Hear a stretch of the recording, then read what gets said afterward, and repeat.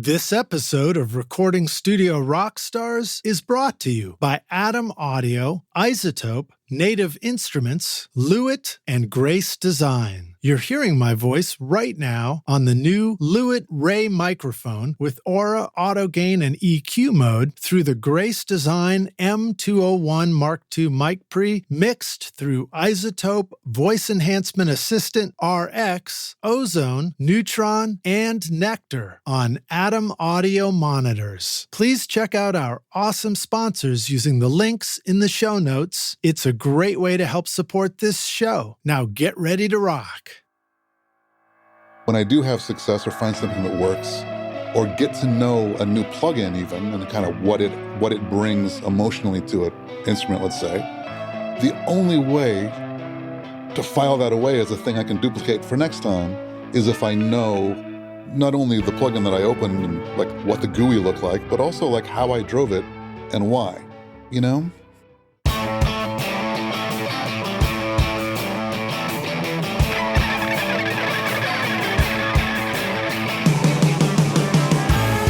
Welcome to Recording Studio Rockstars.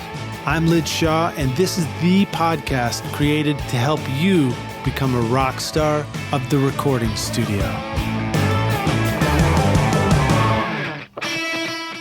In 2024, Atom Audio celebrates 25 years of designing industry-leading monitors in Berlin, unveiling the Arctic White A4V and A7V series, available for a limited time. With the XART ribbon tweeter design, customizable speaker voicings, and SonarWorks integration for room correction, these monitors deliver professional-grade sound perfect for Grammy-winning producers and home studios. Make your studio cooler than cool with the Arctic White series and get the Atom Audio A4V and A7V with an extended 5-year warranty at atomaudio.com.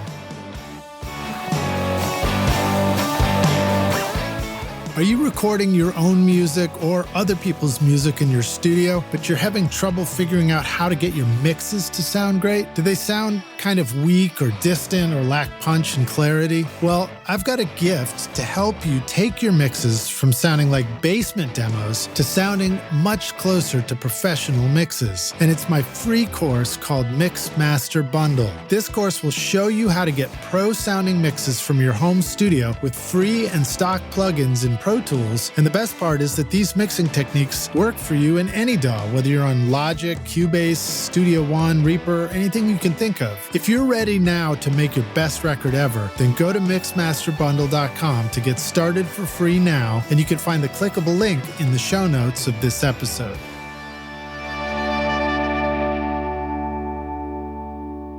Howdy Rockstars, it's your host, Lid Shaw, and welcome back to Recording Studio Rockstars, bringing you into the studio to learn from recording professionals so that you can make your best record ever and be a rock star of the studio yourself. My guest today is Todd Burke, who's been recording and mixing records and underscores in Los Angeles for over 25 years. His album credits include Ben Harper, Jack Johnson, the Kooks, Belle and Sebastian, M83, and Fitz and the Tantrums. More recently, he's been enjoying mixing Atmos versions of records by Albert Hammond Jr., Christina Perri, and Jeff Goldblum, and working as a score mixer. A few notable films include The Big Sick, Daddy's Home 1 and 2, Second Act, I Feel Pretty, The Lovebirds, Stargirl, The King of Staten Island, Yes Day, and The Bubble. He also dabbles a bit in album mastering with recent projects for the Lickerish Quartet, Motochrist, and Greyboy Allstars. As a teacher, he's a main contributor on the Record Better project and is passionate about handing the art of record making on to young creators. And he is a brand ambassador and artist representative for Antelope Audio. He's available for engineering bookings in Los Angeles and abroad. Favorite tracking rooms include Sunset Sound and Capitol Studios. His own studio, affectionately coined Listening Room LA, is in the foothills east of LA and outfitted with an Aurora Audio 10-channel sidecar, 24-channel Aurora Audio GTM mixer, and the most modern generation of digital conversion from Antelope Audio and Chord Electronics, Atmos monitoring on an array by Wilson Audio, as well as mastering-grade stereo monitoring on a custom Tannoy system by Chris Pelonis. Thank you so much to Ken Sluter for connecting us and making our introduction. Please welcome Todd Burke to Recording Studio Rockstars. Todd, Are you ready to rock? I think dude? so. Yeah, man, that was a mouthful. That was like a lot to get through. I feel like I know. I feel like I know. Luckily, I have the ability to drop little edits in there, so the rock stars will never know where I stumbled on reading the intro there. Well, I'm happy to be here. Yeah, glad to have you here, dude. A lot of cool stuff. So you're joining us from your studio now, and of course I can see it in the video. And I think you went through the efforts to make a really nice sort of video setup and get into video work. You've even got some great YouTube videos up on your channel and stuff like that. And Rockstars, we'll have links to Todd's work in the show notes, so you can scroll down, you can press play on his records, you can click over to the YouTube channel, click over to Record Better and other projects like that. But tell us a little bit about where you are and give us a little bit of your brief arc from getting into this stuff. I know here we're a couple of older guys now. You're making all these records, but at some point you thought music is fun, right? At some point, yeah. I mean, I guess if we go back to, so I've always thought music was fun, I suppose. And, I was kind of the kid. I kind of stumbled into this I'm not sure that I even, I was so young when I got into this that I didn't even really have that much. I can't say that I had really a plan, but I just kind of got out of high school and, didn't really know what to do with myself and stumbled upon an ad in one of those. I was living in Phoenix, Arizona, and I think the magazine was called New Times. It was like, remember those like entertainment newspapers that were a thing in like the 90s? There was one, like LA Weekly was the one in LA, of course. I think the one in Phoenix is called New Times. But and in the back, though, there was an ad for this little recording school called the Conservatory of Recording Arts and Sciences, which has now become a pretty large institution, but at the time was a little Ramsey console stuffed into a little office in a strip mall. It was pretty humble. But it did seem interesting. I had a 4-track and did a little recording in high school. And it seemed like it's something worth checking out. And the rest is history, as they say. Now I'm a graybeard. Now I got this big gray beard, and I'm hanging out in L.A., getting intros like the one you just spewed out, which sounds, somewhat elaborate. Were you impressed with yourself?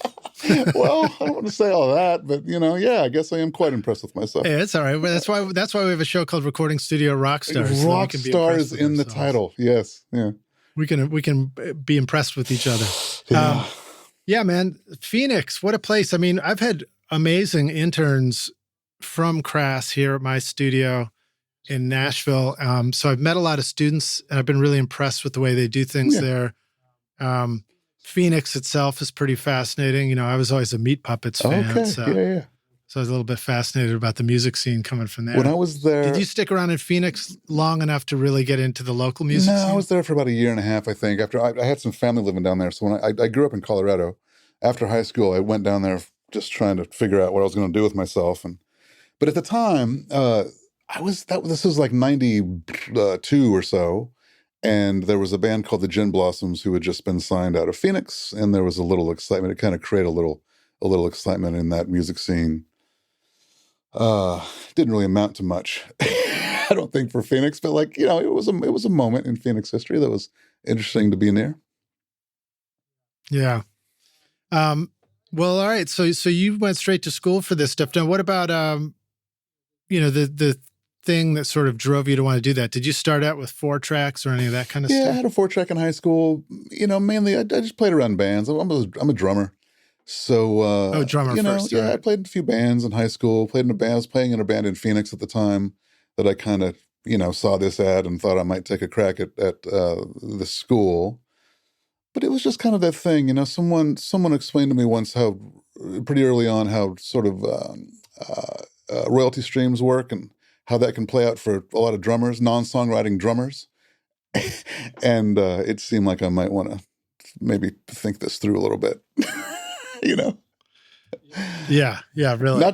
No hate for drummers. I'm not saying that, but for me, it seemed clear that I knew I wanted to be in music. I knew I loved music and wanted that to be my life. But the path of the drummer can be a little tricky. Yeah. Well, drums are fun. And I mean, one of the things that I certainly notice on your records is that the drums sound great. So I'm always struck by that. I've said, You know, there's I a lot often of great... say, I think that drummers tend to get into this role. I think, I know a lot of my peers are drummers, and I think it can just be a really good fit, you know, and I think there's a bunch of reasons for that, but there's something about, I think, the mindset of approaching music from a kind of rhythmic and sort of a deeply sort of energy-based approach to the way music moves people. Can really, I think, play out well from, you know, this side of the glass, so to speak. Do you feel like your understanding of drums really informs your opinion on whether the stuff coming out of the speaker sounds For right? sure, yeah. And I think that, so definitely.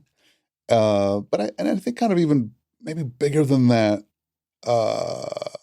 I'm going to have some friends that are going to hate me for saying this, but, you know, I think that it's easier coming from a sort of drummer mindset as a mixer to not get quite so lost in the weeds of intonation. And I think there's just sort of less weeds to get lost in maybe when you're coming from a bit more of a meat-headed drummer sensibility. And I mean that, you know, as positively as I possibly can. But it's, you know, I think there's a sort of a purer and simpler approach to the way music makes people dance, particularly coming from a drummer's mind. And I think that can serve you well as a mixer. Yeah, it's like you're focused on the emotion, the sort of the body emotion of the music, as opposed to the sickest guitar sound you've ever heard or whatever, you know, like, the sickest guitar sound or tuning. I mean, tuning really, like, I can really get sucked into hearing the tuning on things. I know which can be helpful sometimes, but it can also be it's not unimportant, and shit needs to be in tune, but I do know, I've got peers who can really get like spend, you know, real hours go by, sometimes really obsessing over intonation. And at the end of the day, I don't know, I'm a little bit more of a meathead than that. And I guess all I'm trying to say is I feel like it serves me well. I hope that people agree. Have you considered calling your studio Meathead? I have, yeah. I think it's a good idea, actually. I'm thinking that right now. But when it comes to drums and tuning, I mean, there is also a thing about the drums being in tune. Is that something that you feel like you have an appreciation for? Do you have any thoughts on any of that? To a degree. I mean, I know people who can, again, like, you know, guitar players, and mainly, that can get can get very into sort of tuning the fundamental pitches of drums to the key of the song and all that stuff. And I'll be honest, I've never had that work out for me. I've never really, you know, I mean, you know, drums are a funny thing, and tuning drums in the studio is a funny thing, but I tend to find that, like, you know, every drum, there's kind of a range of pitch that's relatively narrow, that where every drum is the happiest or sort of the most itself, you know? And you know, when tracking a band, I think, you know, I always like to have a lot of drums around. I've got a couple dozen snare drums back here in the corner, and I just like to have a lot of tubs around. Not so much so that I can try to sort of manhandle any given one into the right pitch, but you can just keep throwing up different kick drums, different snares, and you know, find the thing that suits the song. And that, I think, for me, is maybe subconsciously a reaction to pitch and intonation. But you know, I tend to take an approach more of finding kind of the best place, like kind of that place a drum wants to live, and where it voices itself best, rather than trying to figure out, like, you know, going over and plinking on a piano, trying to, did you put the snare right here? Dang, dang, dang, dang. Like, right. That's not really been my thing. But, you know. Snare drums have always been one of the original plugins. You know, I think of things on sessions where you're like swapping things out, almost like plugins. Yeah. And I remember discovering, it's like, oh shit, we can change the snares between songs and see if this one, you know, sounds cool for the next song. That was a sort of an exciting process. 100%. And, you know, and the crazy realization I think we all have early on is, like, how much differently a song strikes you initially just by changing out the snare. It's like shocking. Okay, so here's the next part of that question. How often do we change out the kick drum? I don't know. I've made Not as often, right? less often. Yeah, it's certainly less often. I've done quite a few records though where we'd have a few kits, like we'd make a conscious decision, like, let's have 2 or 3 kits around, and then let's sort of organize songs, the order of tracking the songs based upon what kit we think will best work on that song. And that's always fun. I think it makes for a more interesting record ultimately, and a record that, for me anyway, I'm more interested, or I'm more apt to sort of listen to from beginning to end of driving across town or whatever, when things are sort of changing, especially drum sounds are changing out from song to song, or, from batch of songs to batch of songs. Yeah, because if things, I mean, obviously on a tracking session, having everything all set up and ready to go is conducive to getting a lot of songs recorded. But then you have to lean on other things to make each song unique from each other. Totally, yeah. Whereas if you can find unique ways to change out the instruments, the drum set included, it can add some variety. For sure. I mean, I suppose it goes without saying to a degree. As I say all that, I'm reminded though that I'm talking about records that I made years ago, because honestly, because making records today has become a bit more of a not a panic, but like, tracking dates. We're hurrying in a way that I didn't see coming, 15 years ago. Yeah. Now you're doing a lot of mixing these days as well, right? A lot of mixing. My career has been kind of funny. Like I haven't really had the opportunity to kind of stick to my guns ever. I'm always kind of just going with the flow, So records, I had a really good run of records in the 2000s. And I guess it was about the time my daughter was born, about 12 years ago or so, that, budgets were starting to get a little bit tighter. And I'd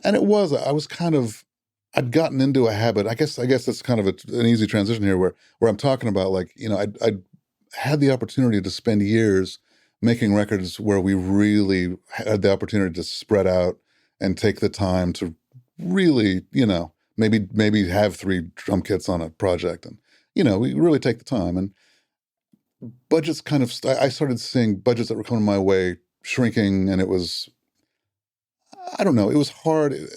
Rather than transition to sort of getting into sort of this new economy of tracking drums for 2 days and whatever, a kind of a newer style of making records, I kind of had a moment where not only did I see that writing on the wall, but also my daughter was born, and I started seeing, I wasn't sure I wanted to be spending 12 and 14-hour days in the studio anymore with this little one at home, So totally. I sort of pivoted to, there's a couple of composer friends at the time who were busy, and I sort of pivoted to working on a ton of underscores around 2000 and 8 or 10 or something. And that served me really well. I've spent about 10 years now working on more underscores than records. And then, more recently, maybe in the last year or so, then I've kind of evened out a little bit. And Dolby Atmos came on. I've been spending some more time doing Atmos, and it's just, maybe I'm sort of now half and half, but I really enjoy underscores a lot. It's a very different thing. So let's go there. Yeah. What is an underscore? Well, so music for film. And all that incidental music is happening beneath the scene. Not so much the, there's we'll go real basic, right? Like, so in films, there's the source music, which is songs that the music supervisor will license for big montages and stuff off of records. But then there's all that other incidental music everywhere that's sort of playing the scenes, and it's traditionally it's a lot of orchestral music, but I've got good friends and a couple of composers who tend to do more kind of like band instrumentation and kind of more rock band instrumentation underscores or folk music instrumentation. And, so we'll do the occasional orchestral date, but it's a lot of like 3 or 4 guys in a room just interacting, and we'll oftentimes put a band together for that project, for that score. So it's not that unlike making a record, but we're making music for film. So, rather than getting, that sounds super fun. Well, and you get to record that too? Record it and mix. Yeah. So it's fun. So there's a bunch of good things about it. So the mix is generally in surround, which I love. I love mixing in surround. Mm-hmm.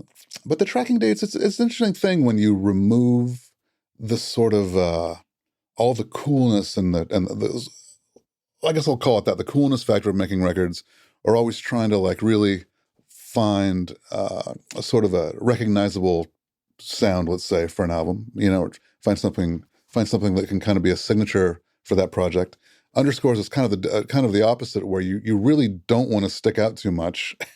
You just want to play the emotion of the piece. So it's really sort of like a load off in a way, to not be so obsessed all day with, like we're saying, the way that the snare drum makes a song feel a certain decade or whatever, but rather just play on emotion, and sort of all conversations lead to, how do you feel? And is this making a listener connect more to the scene or not, or feel the right thing or not? Yeah. It's all feeling, it's all gut and heart.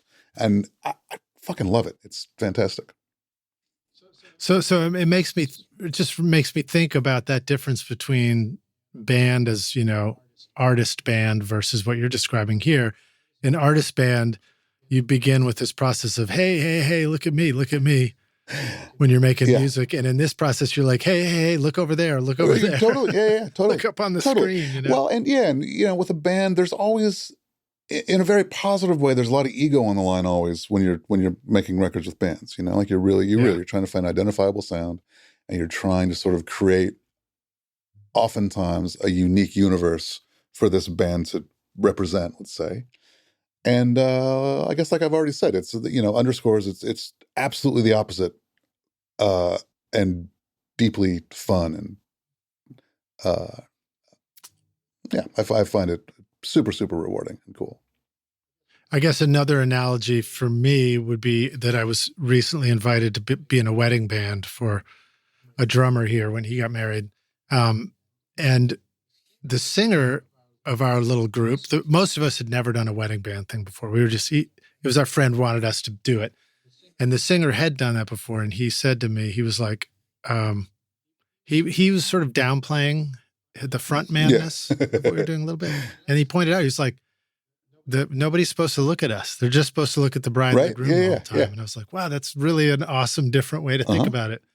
And so it's cool. So what are there any qualities to the music that you're recording that you find help guide the attention towards the film, or things that are likely to distract you and pull you away from the film? I mean, there's 1,000 tricks. And, the thing that you learn, I think, pretty quickly, composing for picture, or, as the mixer for picture particularly, is that, and it comes from, once you've done a few projects and then gone to the dub stage for the final layback and seen the sort of beautiful chaos that is a re-recording session, it's that thing where, you see a room full of people working really hard to make sure that, oftentimes, like the way that like the ornament on a necklace jingles when, the actress leans over or whatever, is as important to this crew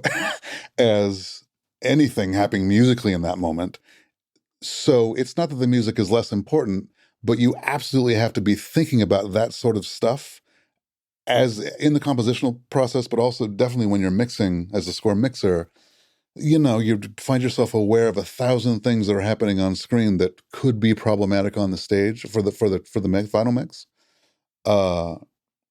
It's just it's a very, very, very funny mindset to get into. And it's challenging in ways that I would have never guessed, but again, I know I keep saying it, but it is a ton of fun. It can be a ton of fun. Do you think of it ever as like being the accompanying part of the band, comping while somebody's taking a jazz solo, or everybody just like really tries to get out of the way and support it? Kind of. And it is, And back to the original point, it's a lot of, you even get into sort of the key that you're in, and the sort of what octave everything is living within. Underscore tends to sort of be able to play a bit louder if things are just a bit darker and a bit lower spectrally. So whether that means a lower key or just sort of voicings that tend to be a little a little more on the left side of the piano. There's, you find yourself sort of being pretty, like really having to sort of choose your battles. Like when you get into things, bright instruments or particularly high notes, you kind of have to choose your battles and be really aware of that just to have a fighting chance of your score playing even reasonably at a reasonable volume in the theater. And that's kind of that. Well, it's just an extended perspective on arrangement. So arrangement has always been about putting things together in the way that makes a complete whole, and you don't want parts stepping on all over each other. And in this case, some of those parts are bound to be dialogue as well. Yeah, right? And that's the thing, just staying out of dialogue. That's crucial. The whole game, is just staying out of dialogue. So, in making records, you've always got this gigantic, lead vocal up the middle of your track that you're sort of working around. But then, now you're in this new world of underscores where you've got dialogue sort of taking up that same space and that same role that you really need to be conscious of sort of working around musically. Hey, rock stars. Yeah, you. I've got a secret to tell you. Want to know how I get a consistent sound mixing over 1,000 hours of recording studio rock stars? Well, my secret is using iZotope, RX, Ozone, Neutron, Voice Enhancement Assistant, and Nectar to make every episode of this podcast sound great. Right now, you're hearing RX Breath Control, D-Click, D-Clip, DS, Deplosive, Voice Denoise, Ozone Multiband Compression, Neutron EQ, VEA, and Limiting, all from iZotope. Use the secret code ROCK10 to get 10% off or pick up the new Trash Lite along with many of the other free cool plugins over at iZotope.com. So what makes up your studio? Give us a little bit of a verbal description of a tour of where you're sitting right now. What are the tools that surround you? What are the things that would let you work on an underscore mix, for example? Yeah, so I've got I'm pretty connected with. I've been a big fan of Analog Audios for a long time. I'm a brand ambassador now, and I'm pretty cozy with those guys. So I've got a lot of Analog stuff here. I've got their clock, of course, and then there's an interface here. I don't want to sound too shilly, but during the pandemic, I was setting up my room. I'd been working in 7.1 on these underscores, right? And I'd used this Martin Sound 7.1 controller for my system. But during the pandemic, I was looking to shift into Atmos, so the Martin Sound didn't have enough channels.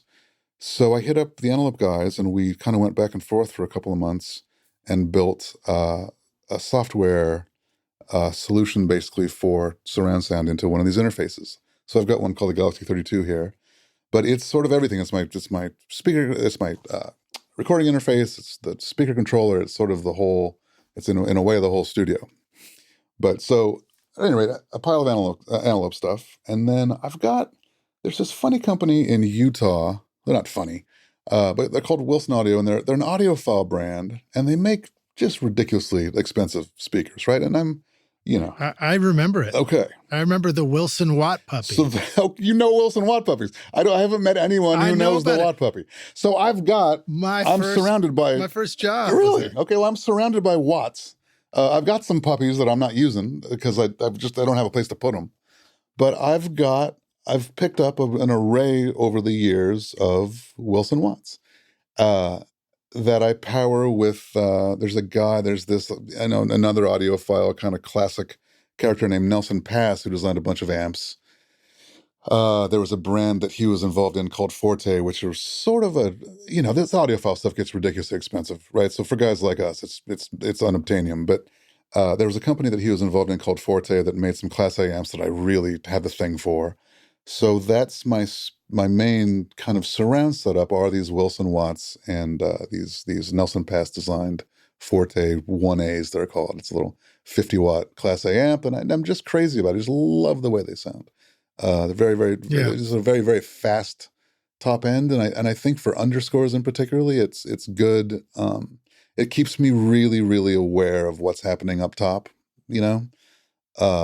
and able to sort of create mixes that aren't dark, but like we're saying, can play along with dialogue, can play nicely with dialogue without interfering too much. And so, similarly, ATCs lately have become, very, very popular. And that's what they're, I think, particularly good at as well, is, a lot really, really intense high frequency definition and sort of speed up there.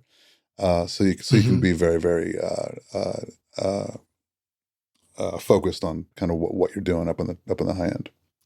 Right. You want to know what all the details are, because the stuff you're working on may very well play play back in a place where those details are really brought forward. Yeah, and those details are going to be what gets a cue fired or playing super quiet in the eventual film mix.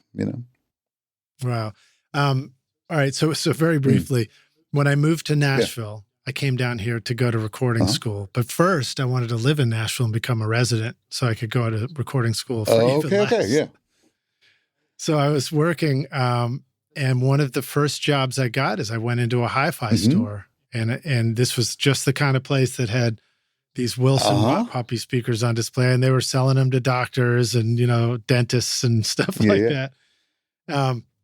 And I had the job for a week, and I was introduced to these things, and I remember thinking at the time, I was like, I can't believe there's speakers that cost $10,000 a piece. Now, of course, we're like $10,000. Yeah, so that's just a pair of ATCs. Yeah. But I remember, and I heard him, and I was just like, wow, this stuff sounds amazing. I remember the first time I was hearing like audiophile grade stuff and just going, oh God, like I've been sort of sat in front of these kind of dull, I don't want to say dull, but like, studio monitors up until recently have been pretty blunt instruments. And it was a big light bulb moment for me when I first heard, a really good amp playing into a really good speaker, and particular audiophile stuff that's made to just please. It's not really made to be a tool, but it's just made to be, shockingly clear or whatever adjectives you want to put to it. It's really something. Well, I almost think that the timing of stuff like that, I mean, like, it made sense for audiophile equipment in stores to have this high-end stuff because all it has to do is playback. Mastering rooms had audiophile grade stuff in there because all they had to do was, for the most part, playback. But so much of what we did comes out of the studio that doubles as a tracking space as well. And and then the mixing world evolved out of those kind of studios, I think. You can correct me if you think I'm wrong on this, Todd, but so therefore I think that's why we just got so used to things like NS10s for so many years, because it'd probably be a poor investment decision to put like, $10,000 Wilson Watt Puppies in your tracking recording space when the intern hits the wrong button and feedback blows up the speaker cones. Or someone drops a mic, or someone hits a kick, someone hits the kick drum and you've got somehow the preamp is cranked, whatever it is. It's one thing to blow out a $300 pair of NS10s, which we've all done. It would be pretty upsetting to blow out an expensive pair of speakers like that. But like now there is this world of a lot of mixing and a lot of very controlled playback environments because of the home studio situation too. And it makes me think that I wonder if we will see an evolution towards much more hi-fi listening experiences on the, because there's so much back end record. No, I think you're right. And I think that the rise of the ATC is sort of definitely a part of that. And, for anybody listening, I'll tell you, you can pick up some 90s hi-fi for a song sometimes if you watch Craigslist. I mean, that's all I've done is I've watched Craigslist. And these audiophiles are a fickle bunch. They'll, move on from a thing. These Wilson Watt Puppies were like a real benchmark of audiophilia for 10 years. And I don't think you can, you can't give them away at this point just because they don't have that. There's a spendiness, I think, to the audiophile culture that's part of it, and these aren't a part of that game anymore. So I think a lot of people have lost interest. They're still a great speaker, That's a funny thing. Well, so what is the Watt? You said you've got a bunch of Watts. Well, so the Watt Puppy, the top part, you can see one here, right? So that's the Watt, the top part, and the Puppy was the cabinet beneath with the two low frequency drivers. Right. So together they were the Watt Puppy. So the And it's almost like a Oratone speaker or something, a small single cone or what? I mean, as far as what it looks like. Sorry. No, it's a two-way. It's a focal driver. It's the same focal inverted titanium driver they've been using for a long time. They're still using this driver. Oh, really? Okay. And then it's a Dynaudio. It looks. I'm looking at it now. Is that an 8-inch? That's like a. It's either. I think that's an 8-inch driver. Oh, I see it. I see it. It's the. Yeah, what do you call it? The pylon thing. It makes me think of the Slee stacks back in Land of the Totally. Lost. It does look kind of like they're strangely triangular, and they weigh a ton. I think they're 90 pounds or something. Like my big people come by and I'm always like, hey, pick up that speaker, and they'll grab. There's a little handle in the back, and you just see them like starting to lift, and you literally can't. They're ridiculously heavy. But they're cool speakers. But what else in here? I've got a bunch of Aurora audio stuff too. I've got a little sidecar here that's just everything. I just love the thing with my heart. And then I've got 24 channels of summing, which I don't use much for underscores. Really, just the logistics of it's not going to work. Everything's got to be stemmed ultimately, and it's just a logistical nightmare to do any kind of outboard summing in that world. But I'd fire it up on records. I'll fire this thing up every now and then, and I don't know. We all know the deal. There was that era where outboard summing was pretty important, and it was legitimately a real improvement. And I'm not sure that I feel that way anymore. The math in Pro Tools has gotten pretty good. I think we all agree, and it's kind of less of a thing. Well, or as artists, it's easier. Our relationship to the gear. We go through these periods where sometimes it's easier to beat up the gear for why our mix doesn't sound good. And then the rest of the time, it's easier to just beat ourselves up for why our mix doesn't sound the way we want it. Yeah, I suppose. So let's see, I see you've got like sort of a side screen over there too. Does it look like you have a sloping screen to work from? Here, I've got another. What's right in front of you? This is weird for a podcast, but here, I'm going to switch. So I'll do this. So I got a lot of screens. I got a screen here, and then I've got sort of two screens on either side. But I like to keep it goes back to my tracking days. I like to be able to keep a lot of plugins. I like to see a lot of plugins. I like to keep an eye on the vocal compressor and the stereo bus compressor and the drum compressor. And I like to keep I like to have eyes on things a lot, So even when do you work off a Mac? Oh, yeah. Yeah. So is there a secret to having multiple screens if you want to work off a Mac? I know that I think I could always have two, but I didn't know if I could have 3 or 4. I've had 3. So with these new Mac Studios, the new silicone Macs tend to be pretty good about letting you have plenty of screens. I think when the M1 Mini came out, I got that first one, and it had a weird limitation where you could only have 2 screens. But there was a workaround where you could buy these little USB, what was the technology called? It's called Display Link, I believe. I think it's Display Link. So you could find these little USB 3.1 boxes that were a display link to HDMI thing, and you could do more displays. So I've always been a 3 or 4 display guy. I'm not saying it's right. I'm just saying. No, I think it's great. I have a small one right on my desk. Yeah. And I love to be able to just like have certain plugins, the compressor, the limiter, whatever thing you want to sort of see all the time or glance over at. Because I think I saw you talking in one of your videos, you were talking about, and hopefully we'll get into some discussions about Soundflow too, but you were maybe made something that let you pull up plugins easily. And you talked about, back in the day, you glance over at the rack and you see the gear that's available. Yeah. And I agree. Mm-hmm. Well, I agree that it's a great experience when you're in the studio and it's a space and you can look over at things and there's needles and lights moving. If it wasn't for the needles and lights dancing, I don't know if I would have gone into this. It's all about the lights. Yeah. No, but I think so. You're talking Soundflow. Yeah, Soundflow is this little app that a very smart team of guys put together that allows you to script Pro Tools basically. So one of the big uses though, so you'll see my iPad here. I've put together a thing where I've got basically all of my plugins on buttons in Soundflow, and then they're organized. So EQs, compressors, reverbs, delays, modulation, grit, blah, blah, blah. So, if I want a compressor for a thing, I can go to my compressor page. There's all my compressor plugins there. And then I can just hit the button and whatever, I could have 5 tracks selected in Pro Tools or 1. It will open that plugin on the next available slot on whatever tracks are highlighted. But it's the kind of thing, which this is kind of nerdy, but the thing that I find really interesting, and that's what I was alluding, that's what you're talking about, seeing me say on a video, is that, I'll freely admit, I'll just open FabFilter on everything left to my own devices to avoid scrolling through this. Be like, how you see, you see, like, anymore you see a photo of an engineer working, and he's always like hunched, like leaning forward, squinting. Right. This poor guy's just scrolling through like some itty bitty little, scroll down menu of a million plugins, and I don't like being that guy. I don't enjoy it anymore.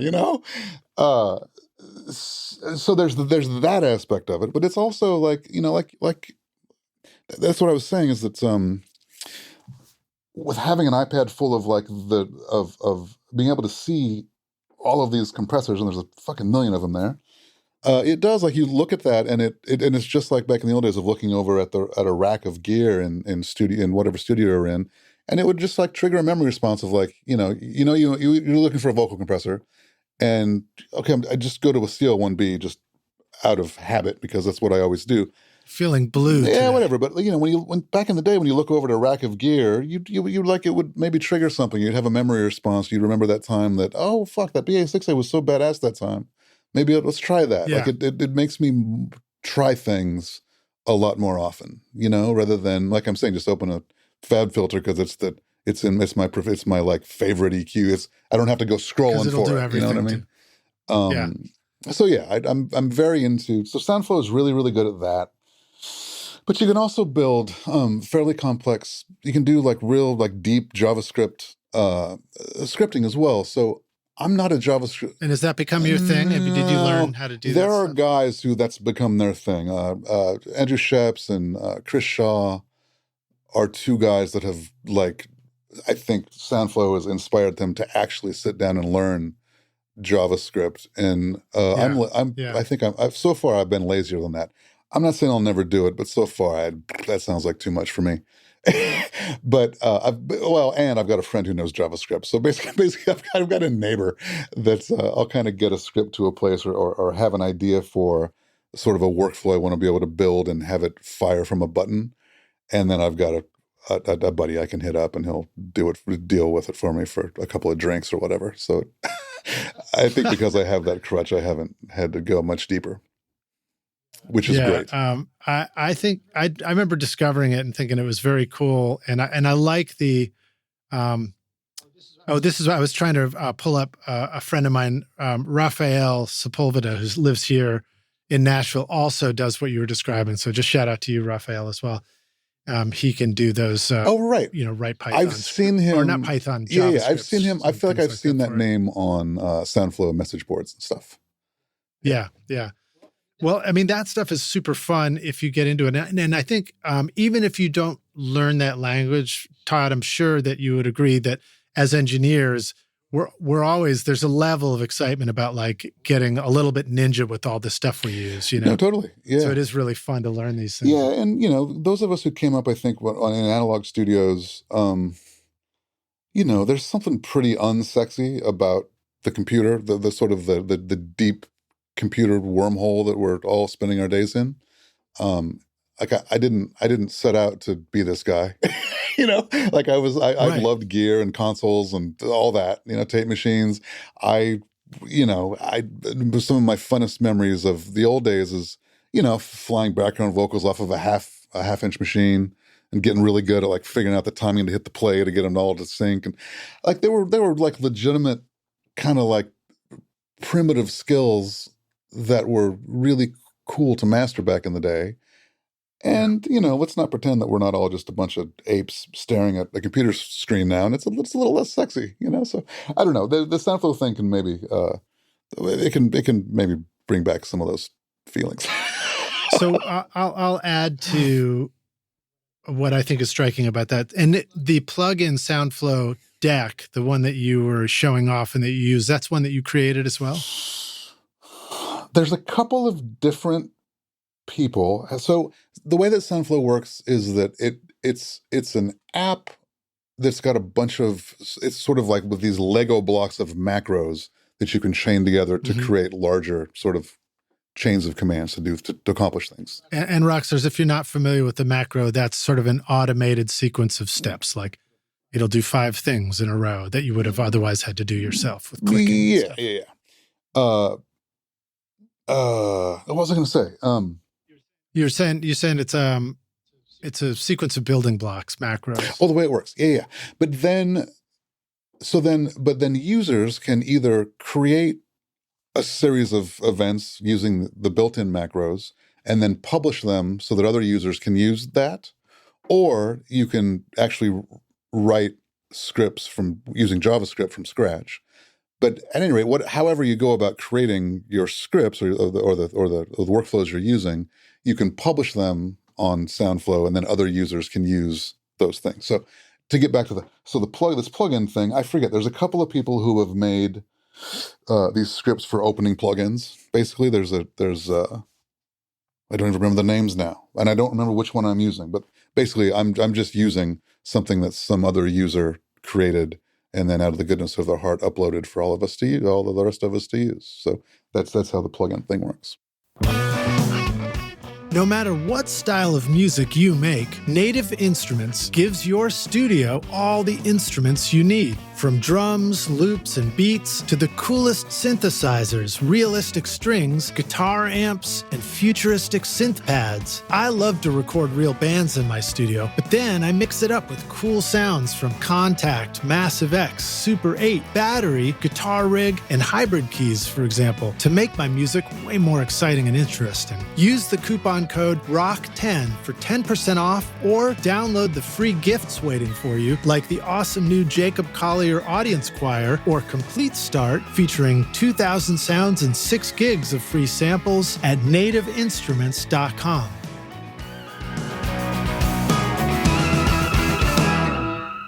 Okay, so one of the frustrations for me in Pro Tools has been that you could kind of favorite like a 1 or 2 plugins, but it never seemed to be an easy way to just have a collection of your 10 ones that you want to use. And then it got organized in terms of like, well, at least it's organized by the name of the manufacturer or the style of plugin or whatever. But inevitably, I've got a lot now. And I think many of us do.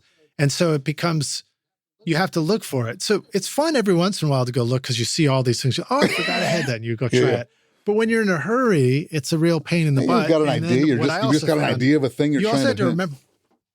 Yeah, you also have to remember the name of the thing to search, which is the quick way. And I was like, I can't even think of the name of what it's called. I'm telling you, this is the answer. You can have them all on an iPad, you know.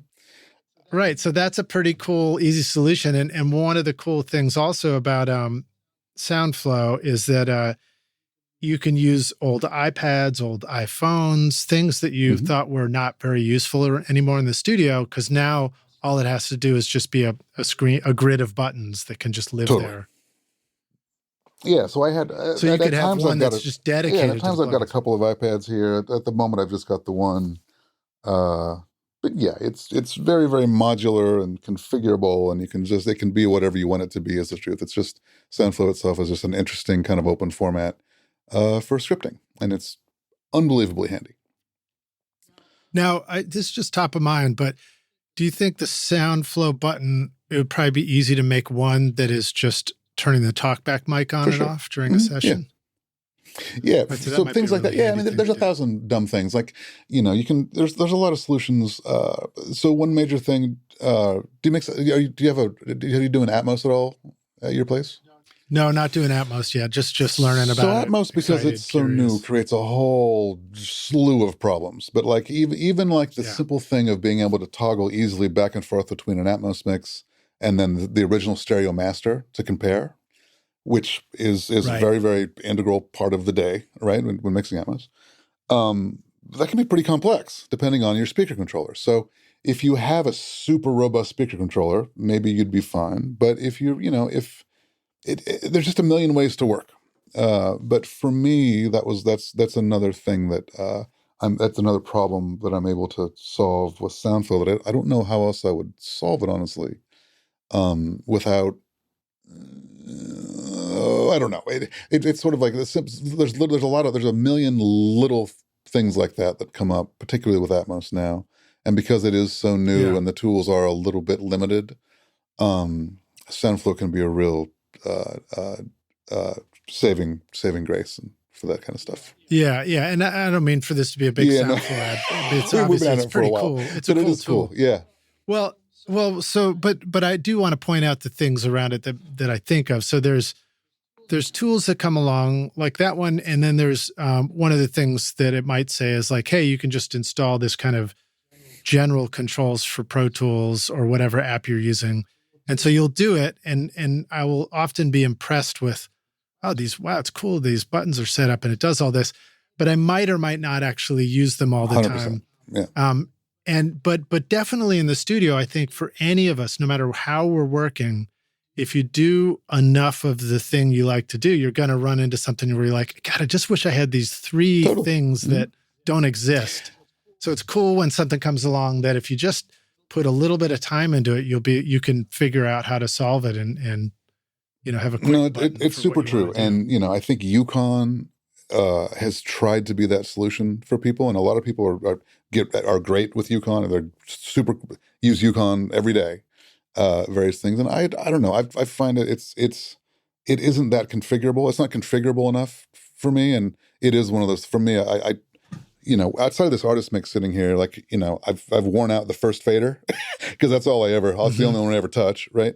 But beyond that, I don't find Yukon to be all that interesting just because it's such a closed, it's not really that configurable, and most of the commands that it does, it's like my hand's already on the mouse. I'm just going to do that with the mouse. Like I don't know. I have a hard time. I don't use control surfaces much just because, hand's already on the mouse. I don't know. Yeah. And I think that goes for all of us. And we might complain about having to use the mouse, but then we still use it. Well, my hand is already there. Yeah.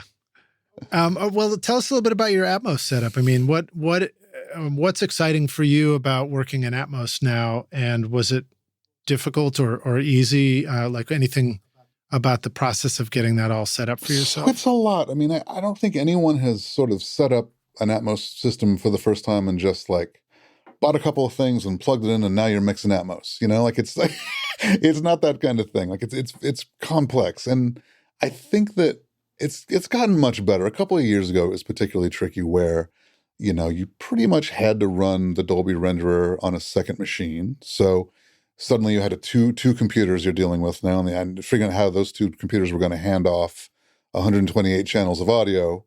That in itself, there's a few ways to do it, none of them particularly sexy or smooth. But it was a lot to set up. It's gotten much better recently, where now we're kind of in a world where you can oftentimes run the renderer on the same machine. I mean, we're just at the cusp of the renderer now being actually living on the stereo bus in Pro Tools, which will probably be a real big help. So the setups are getting simpler. But my journey wasn't much to talk about as the truth, because I'd already been, like I'm saying, I've been mixing surround. I've been doing 7.1 film mixes for so long that Atmos came along, and it really was like, well, so I need to hang some speakers from my ceiling. That's not easy. And then I needed to figure out a new speaker controller that would not only handle more than 8 channels, but I don't know, for some reason. Right, because when we have a volume knob, we don't even think about it, but that's just 2 channels of audio typically going to 2 speakers. Easy peasy. Atmos, it's a lot. And it's not only all those channels needing to sort of gang all those volumes, but in most surround mixing, most guys I know, I'm sure there are exceptions, but I'll speak for me. I had never really worried too much about per speaker delay in 5.1 or 7.1 as my studio kind of grew doing films.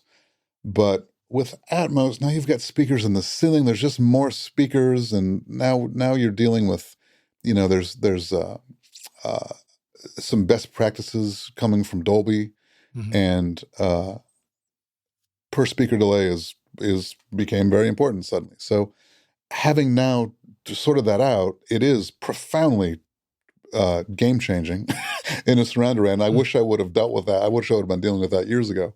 But can we clarify what you mean by per speaker delay? Are you talking about a time delay? Yeah, so that's the sound reaches the speaker. Yeah, so that's yet another function of then the speaker controller you're going to need for Atmos is that you're going to need to be able to sort of time each speaker's arrival time to your face so that it can image decently. And you're not sort of, you don't have sort of funny phase relationships as you're panning between speakers. So if I remember correctly, I think a millisecond is something like an inch and a half or something. Or maybe is it 0.1? Maybe it's 0.1 millisecond. Oh, maybe a foot or something like that. Yeah, so maybe it's 0.1 milliseconds is roughly an inch and a half. It's something like that. But at any rate, it's not that realistic. Like I've got what we'd call an equidistant setup where all of my speakers sort of like it's sort of a circle around me, so that each speaker is, give or take a couple of inches, the same distance to my head. But then it turns out if you really get in there and measure it and get the arrival times perfect, it images a million times better than without. So that's the thing we need to add into now our speaker controller needs. And like I'm saying, there's a lot of people are using, there's a Grace controller that's very expensive, 10 grand, 8 grand or something. And that was too much money for me. So I, with my friends at Antelope, put together kind of a software controller, built it into a few other interfaces, and I'm just doing that. But then, bass management becomes a thing with Atmos where you want to be able to take the maybe 80 cycles and beneath from all your satellite speakers and run that to the sub. So that, and that's the thing. Back in the 5.1 and 7.1 days, I never did either. I just kind of went with it, and kept full range speakers everywhere. But I didn't want to hang full range speakers from my ceiling, because right that's face. Drywall up there. Yeah, and if it falls on me, I don't want to die. Yeah. So I ended up doing some kind of humble speakers as the ceiling. So then bass management became a thing I needed to deal with. So all that to say, everyone, I think that that's sort of your first big obstacle getting into surround is buying a bunch of speakers. I already had most of them, but then figuring out a speaker controller that's going to be able to sort of manage all of this. And that can be a ton of money, or it can be, there's some software solutions now, the thing we built into the Antelope stuff is really good. There's a thing, a friend of mine, I forget what it's called now. Oh, Sphere. There's a software called Sphere now that you could use a UAD interface or kind of whatever interface you've been using, as long as you've got the 12 to 16 outputs that you need, and you can do speaker delay and arrival time delay and bass management and per speaker trim and all those things in software, and it seems to be fairly stable. So we're sort of like, we're sort of shouting out a bunch of softwares here, but here we are. Sphere looks to Sphere looks to be real cool. I've tested it a bit and it seems usable, and I know a couple people using it. So there's now some cheaper ways to get going in Atmos, far more so than there were a couple years ago. Right on. Okay, so any other sort of tools that you find really useful? I mean, you said you've got your mouse going. It looks like you got a tape machine next to you. You got a 2-track going. Yeah, I've had this. Do you like to mix and match some of the old school gear with the newest? Well, there's latest? Just nothing. I've for 20 years now, I've been saying there's nothing like a JH110. I fucking love MCI machines. I just always have. I grew up with my first studio that I worked in had I grew up on a JH24 basically. And I just love that sound. There's nothing like it. There's a toughness and a kind of fucking, a ballsiness to MCI machines that I just absolutely am a fiend for. So Yeah, I keep this. I've got a JH110 here. It's the A model. It's the one you want, and it's one of my it's one of few things that I'll probably never part with. I just love it. Do you ever make it out to Nashville? Have you been to Welcome to 1979? No, I haven't been there. I've never been to Nashville somehow. I don't know how. It's never come up. I don't know why not. Got to change that. No, I know. Yeah, I've got a couple new friends out there that I'll come by and see you when I come out as well. I'm dying to get out there. But I've seen the website for Welcome to 1979. The reason I was bringing up Welcome to 1979 too is Chris Marr refurbishes the MCI machine, so it's like a great resource. He's the guy. If you post from what I understand, well, actually, I've sold him a couple MCI machines. When you post an MCI machine on Craigslist, I feel like there's an 82% chance that he'll get in touch within 24 hours. It's just, he's just that guy. He did. I actually sold him my 110 when I sadly. You had a 110, okay, yeah. I did. I had a JH16 too, and I did a big change, and I was just like, it's time to let the tape go. But here's the thing, man, and I also sold my console, which was also an MCI console. But it was the brown one? The brown one or the black one? Which console did you have? It was one you've never seen before. It was the Hotel California board from Studio C at Criteria. What? So it was a one-off. Wow. Damn. Yeah. It was one of a kind. It really sounded amazing. But what I learned was, or my attitude about it was, I finally realized, I was like, well, if I can responsibly hand these, great pieces of equipment off to new owners, then I'm just accepting that I had my turn with it. It's time for somebody else. And that's a good way to look at it. I felt much better. That's a good way to look at it. Yeah. Yeah. But if you put it in the alley, then a pox. Come on. Yeah. No, this stuff's worth too much to put in the alley anymore, right? Yeah. All right. So let's see. What else I want to tell you about? There was something you mentioned. You said, you've been working with Antelope Audio, but you also said you were creating some community there. So what does that mean? Is that just sort of like user communities and stuff for those of us who might be using their stuff? Yeah. And actually, if anyone's listening and you're an Antelope user, particularly an Antelope user mixing Atmos, reach out to me because I'm working to put together sort of a user community. Right now, we've got a little thing going on an app called Signal, which is kind of like WhatsApp, but it's just a little message thread, and it's just there's been a flurry of firmware updates, especially for those of us mixing Atmos on these Antelope interfaces, and I'm just trying to create kind of a positive space for users to just interact, help each other out with particular Atmos setups because it can be pretty complex, and just create a little community, with amongst Antelope users. So far, there's about a dozen of us in it now, and it's been real cool. As I think coming out of the pandemic, this will may become a bigger kind of conversation than it needs to be. But like coming out of the pandemic, I feel like first of all, 10 years ago, we all sort of started going to the studios less and less and interacting with each other less and less, and kind of became these autonomous creatures in our garages or side rooms or whatever converted spaces that most of us work out of now. And I don't know. I just feel like any opportunity to sort of put together, to sort of assemble and hang and be like-minded, I just find it so lovely, Yeah.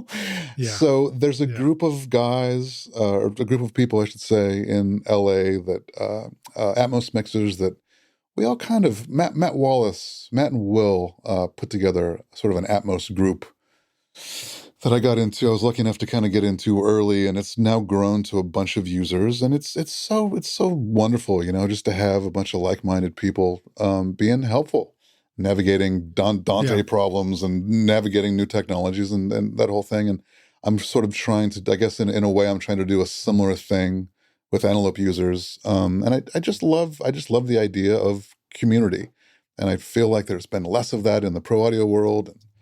Coming out of the pandemic, particularly, there's been less chance for interaction. I just I just want to interact. You know what I mean? I don't want to seem thirsty or needy, totally. but God, I'm looking to interact a little bit. I miss my friends. I miss shooting baskets at Sunset with whoever was in Studio 3, and if we can. I've been there. Well, Sunset always had plus it had the shared bathroom. It was it felt like a high school bathroom you walk into and you're standing at the urinal next to Rick Rubin going hey, man. Same at Capitol, same at Conway. I mean, it was, I miss running into friends or running into people that we never met, but the 3 records they've made, and you just little high five moments used to be so rewarding and nice, and they're farther and fewer between, and that's a shame. So I'm trying. Well, that's all right. That's why we're trying to bring people together at Recording Studio Rockstars, and love going out to NAMM and other events like that. Welcome to 1979 does an annual event here.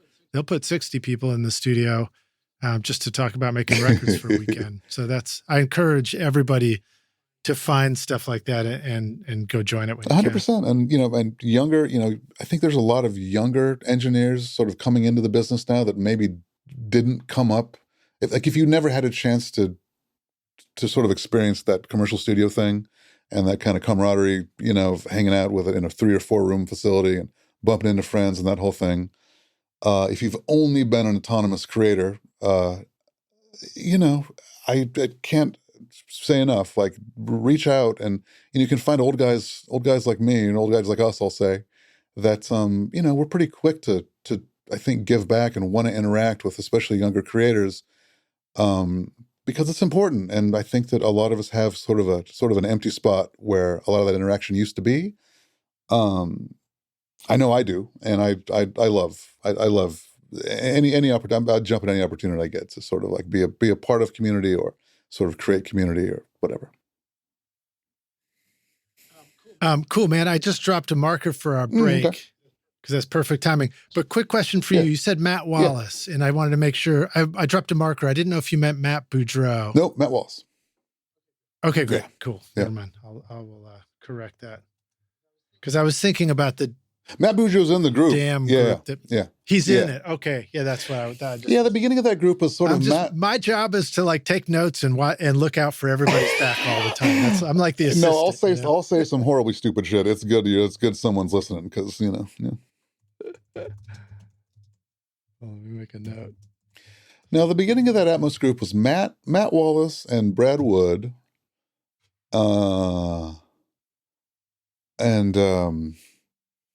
What's his name? I'm blanking on the dude's name. What's well, it was 2 or 3 people, and then Ken Sluter and Brad, I think, invited Ken Sluter and I in, and then it kind of sort of it's got growing the greatest from name. I mean, damn. The damn. In 2024, Atom Audio will celebrate 25 years of researching, developing, and manufacturing industry-leading monitoring solutions in Berlin. To mark this milestone, our friends at Atom Audio are unveiling a very special limited edition series of monitors that will look gorgeous in your studio and sound as awesome as your music. Introducing the Arctic White A4V and A7V series, available for a limited time to pro and home studio owners like yourself. The clean, glossy white finish exudes a decadent feel and will stand out in any studio or in-home audio system. Featuring the XART accelerated ribbon tweeter design and customizable speaker voicings, the Arctic White A4V and A7V have the full specifications of the original design. Plus, with SonarWorks integration for automated room correction, you can fine-tune your monitors to your control room's acoustics. Plus, with SonarWorks integration for automated room correction, you can fine-tune your monitors to your control room's acoustics. Atom Audio's commitment to delivering professional-grade, high-fidelity sound to studios worldwide has made these monitors a perfect fit for Grammy-winning producers in both pro and home studios for a quarter of a century. Now you can bring that beautiful high-fidelity sound to your own productions and make your studio look as amazing as your music. Don't miss out on the new limited edition Arctic White A4V and A7V monitors, available for a short time with an extended 5-year warranty at atomaudio.com.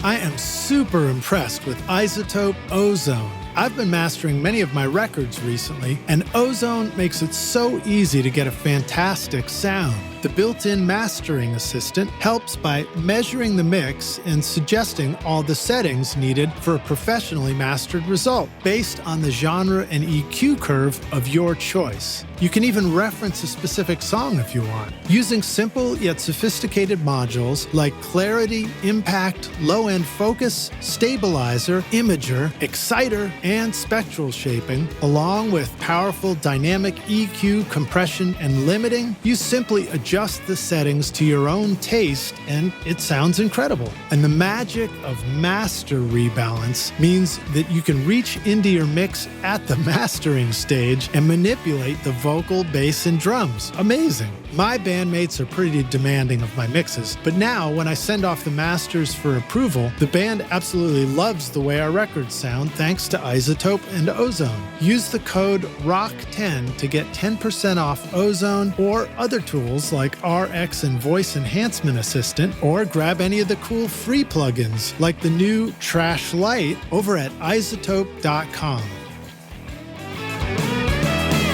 Hey, Rockstars, we're back now for the jam session.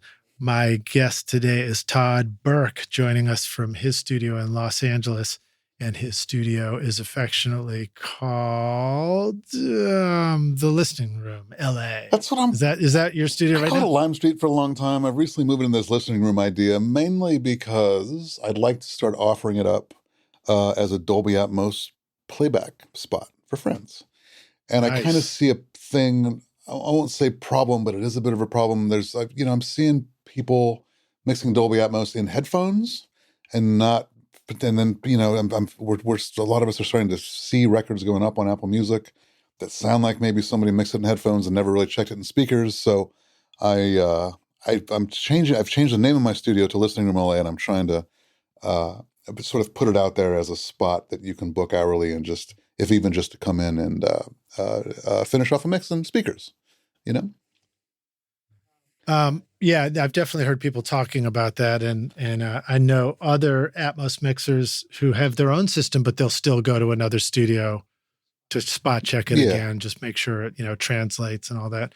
Which again, it's a new modern complex, complex, because recording has always had a level of complexity. And then it becomes simple, and then there's a new thing. Yeah, this is particularly complex, though, somehow, the Atmos thing. There's a lot to it, Yeah.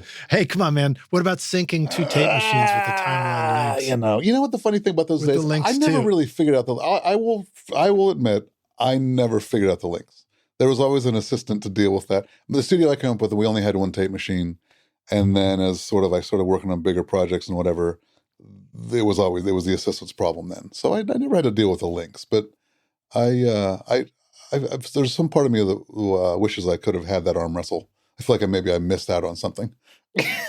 I only did it because a particular record finally required it. Like I had to learn how to sync up multiple machines, and it was totally unnecessary for us to have done any of that either. Like it was one, there's a thing about audio technology, especially whatever equals throwback technology at the time you're making the record, whatever reminds the artist of something that previously happened, that they're like, we got to use analog, or we got to, we got to use the old Akai sampler, or we can only use the legit MPC or whatever it is. And those can be frustrating, but they can also be golden opportunities as the engineer. You're like, finally, I'm actually, my pay for today is to spend all day figuring this thing out. And it's a new challenge, and let's not pretend that we all didn't get into this just for sort of the technical challenge of it. I think most of us are wired very much that way. Like we like to figure out how things work. We all got into it because of the wire recorder, right? So totally. There you go. Yeah, I've got a wire recorder back here actually that works. Do you really? I've got a bunch of old stuff. I've got a great. I've got a couple of Reco Cut. Or no, I sold my Reco Cut, but there's a thing. I think in the 1930s ish, there were these transcription recorders that cut to disc, but that was like I think these discs. I think there's actually they're kind of a steel plate with then some material. It's almost like Bakelite or something on the outside, and you can cut records, mono records. It's like an Edison cylinder or something like that. It's a platter. It's like an LP, like a platter, but you can record it. They're recorders. So kind of around the same time as wire recorders. And I've got, there's a company called Meisner that made these little suitcase recorders that cut to 78 RPM disc. And they're cool as shit. They sound amazing. I've had them for years and years. I've used them on records maybe twice in all this time, but like, I don't know, they're very neat. They're tube, of course. They sort of tick all the boxes. Yeah. Yeah, I think I have an old Webcore tube mono reel-to-reel tape machine. And I did some recording, actually. I took it and set it up with my mic and preamp and recorded a jazz band and just at a friend's house, and it sounded so cool. Yeah. My other friends that always, I don't know if you ever felt this way, but I've always had a friend or friends that could listen to something I did and they just like could immediately call whether it was cool or not cool, I might be focused on like the latest computer recording, but then I go record something on a cassette and play it for them. They're like, now that sounds cool. Right. And then I go listen to them like, hey, you're right. That does sound cool. So did you ever get the wire recorder working? So the problem with the wire recorders, they always play back, but I think, so from what I understand, it's like a crystal mic, the transducer for the recording head. It's crystal technology. So it works like a crystal mic. So it's like a puck of tightly packed, like crystal sand, essentially. Granules. Or yeah, but they tend. Old telephones were that way. Yeah, too, but I've never found a Webster wire recorder that records. The things always come unpacked, I think, is what happens, or something happens where they just don't. It's not packed tightly enough, and they don't record. So I've got one that plays beautifully, and I actually on eBay I found once. I've got like 20 or 30 wires that are these orchestral recordings that someone made off the radio in the 30s or whatever. And they're cool as hell. And they just got this weird kind of squeaky, kind of a squeaky artifact to it. It sounds so incredible. There was some move. So it actually, it encodes the magnetic flux onto a wire. And it's thin, but it's like fishing line. It's so thin. It's really, really thin wire. But yeah, so it was a precursor to tape, magnetic tape, and it's the same idea, right? Like you're just aligning magnetic flux on a medium, but in this case, for some reason, someone had this idea of what is this unbelievably tiny metal wire, which when the tape flies off a tape machine, it kind of goes everywhere, and it's one thing you can kind of wheel it back together easy enough. That happens with the wire, and it just turns into knots, like tiny little knots. So you're like trying to unknot this itty bitty little wire to get it put back together. It's just the worst. It's the worst. There's no question why this didn't last more than 10 years or so, because it's nonsense. That's hilarious. They're cool though. All right. So other questions I want to ask you. One of the things you're doing is the Record Better project. So I wondered if you wanted to give a shout out to what that is. Yeah, Record Better. I don't know what to do. I'm trying to figure out what to do with Record Better.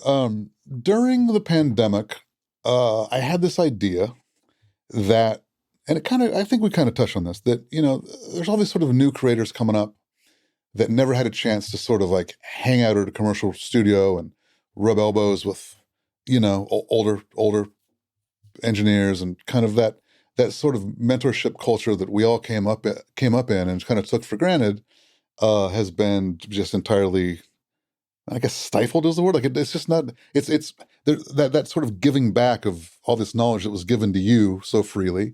It's kind of like there's kind of like a big roadblock. Like it doesn't happen as much anymore, and it's a problem, So, when I came up, I had mentors like, Sylvia Massey was a big one. I had a few friends that really like legitimately took me under their wing and initially, and just were like, look, people help me come up, I'm going to help you come up, and it was a beautiful, beautiful thing. And so I feel like I want to give that back somehow, and I got a little bit obsessed with it, honestly, during the pandemic. And I basically made a series of videos. I made a kind of a fundamentals course of recording fundamentals with some friends of mine, with Ken Sluter, who you mentioned earlier, and a buddy named. Have you had Husky Huskolds on your show? Yes. Maybe a while back. In fact, I think he was the one who had me switch to Spotify. Right. Okay. Yeah. Sounds about right. But those guys, there's a really cool guy named Lawrence Malchos, who is the kind of the chief engineer / tech at East West, got involved. And, we just got together and made a bunch of videos about recording basics. And I, at the time I was thinking, there's all these how-to videos online and all these Grammy Award winners talking about how to EQ a kick drum, but not a lot of solid information on like the hows and the whys and the whats and the like real basic stuff, Mm-hmm. So that was, we'd made Record Better. And I haven't. And you remember going to school at Crass where like, probably similar to me going to school at MTSU, the first classes were like, here are pickup patterns of a microphone. Here are the different kind of microphones. Here's how it all works. And I was so fascinated to learn that stuff. This simplest stuff, like this is an equalizer. This is, this is how it works. And then, and then that can quickly kind of spiral into this is the way, phase problems are introduced with equalization and different types of equalizers for less. But, if you sort of skip that real fundamental stuff and just go straight to like, well, so-and-so said to do this, and then you do that and don't get quite the result that you were hoping for, where do you go? Like what, so then I guess you just watch more videos of so-and-so doing a thing. And that it seems to me to be kind of a funny loop. I'm imagining that can be a funny loop to get in, Yeah. So at any rate, we made this fundamentals course. I'll be super honest. I don't have the money to promote it. I don't know how to promote it. I really don't know what to do with it. But at the moment, I've got this Record Better project, which is, it's just that it's 5 or 6 hours of videos going through the fundamentals of stuff. Admittedly, during the pandemic as well, I think there was sort of less of that kind of media out there as well. Like it's gotten nearly cringy, I think, sometimes, the amount of just like now creators on social media, like, recorded, getting with all the newest tips and tricks and all that. Like, so I don't know. I don't know what to do with it, to be honest. I made all this content. You got free promo right now, so can the rock stars go check it out if they want? Yes. So it's recordbetter.com. And I think at the moment I've got it set up on a like pay what you can kind of situation where you can subscribe to the entire fundamentals course for, I think the minimum is $50, but it's a kind of pay what you can kind of thing. And cool. It's worth checking out. And I think especially, if you're just getting into this or you're maybe find yourself in that kind of loop that I'm talking about of like, oh, well, so-and-so does it like this, but I do it like that and I'm not getting the same result. Okay. So let's go back a few steps. And this is one way that, that I'm trying to create for people to go back to the beginning and try to start at the beginning,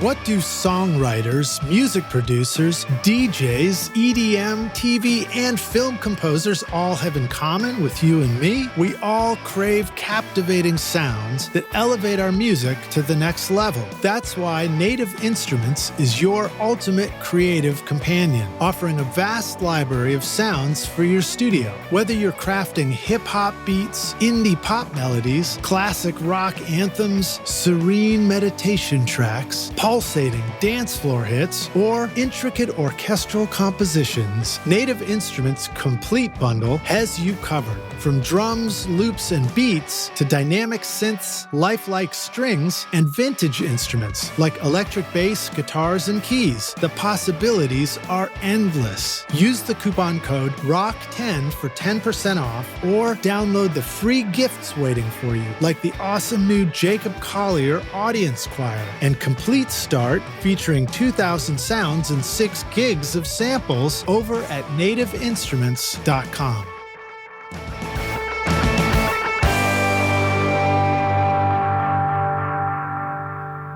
Yeah, so rock stars, if you are interested in learning the fundamentals of recording, or you're at that point where you do really want to understand it, go check it out because Todd does know what he's talking about. You're gonna learn from somebody who, it does the old school and does the most modern shit you can get into right now. And again, go click through in the show notes and listen to his discography, and you'll be like, oh yeah, okay, cool. This stuff sounds fucking great. So I'd like to learn how to make stuff sound great. So yeah. Shout out I to you. appreciate that. Yeah. And again, like it's a little bit awkward in that I'm not really sure what to do with it. But honestly, it's a bunch of media that me and some friends put together, and we legitimately made it with our hearts kind of coming from a good place, So we'll see what happens. Cool. Yeah. Another thing that you mentioned in your bio is you talked about doing a little bit of dabbling in mastering. And so I wondered if you wanted to talk about your experience mastering, some of the stuff you've learned, and just some of the tools that you find really useful when you're mastering a record. Yeah, I mean, mastering, I think it's kind of like everything where, years ago there was such a barrier. It wasn't that many years ago that, if you want, there were people with $10,000 equalizers and $20,000 compressors, and like that, there was a real barrier to entry to get into mastering and to be able to legitimately master a record. And like that is kind of the beauty of this modern recording age that we're in, is that that's kind of over. Like the plugins have gotten very, very good. I just downloaded there's now did you pronounce it Maselic? That that black equalizer with it's like a 5 or 6 band. Ooh, I don't know. At any rate, it's one of my favorite mastering equalizers. But it's unbelievably expensive, and there've been a couple of attempts at software versions of it that have kind of fallen short. But there's now one that's just fantastic, right? I think it's $50. So what used to be, a whatever $5,000 to $12,000 outing to have this tool at your disposal, it's now next to free. And so I guess with that barrier removed, I think a lot of us find ourselves then taking a crack at things that we may not have years ago, like mastering. And I don't mean to infer that there's not great value in getting another sort of take on your mix. And I've got a couple of mastering engineer friends that when there's budget for that, it's freeing and liberating and just awesome to get another pair of ears on a project, but oftentimes there's not budget for that. And because of that, I've more and more find myself mastering the stuff when I'm mixing, and I enjoy it. I really like it, and it's mainly just that the tools are accessible now. And I'm lucky enough to have a couple sets of speakers here that I am more confident in than I've ever been, and that's it. Do you remember back in the days? Are you mastering your own stuff more often, or are you mastering other people's projects? I'm mastering other people's projects here and there. I'd love to do more of that, but mainly stuff that I'm mixing, I find myself mastering. Yeah, and I think that's a common thing for us. So I think you're speaking to our audience who totally get that. There.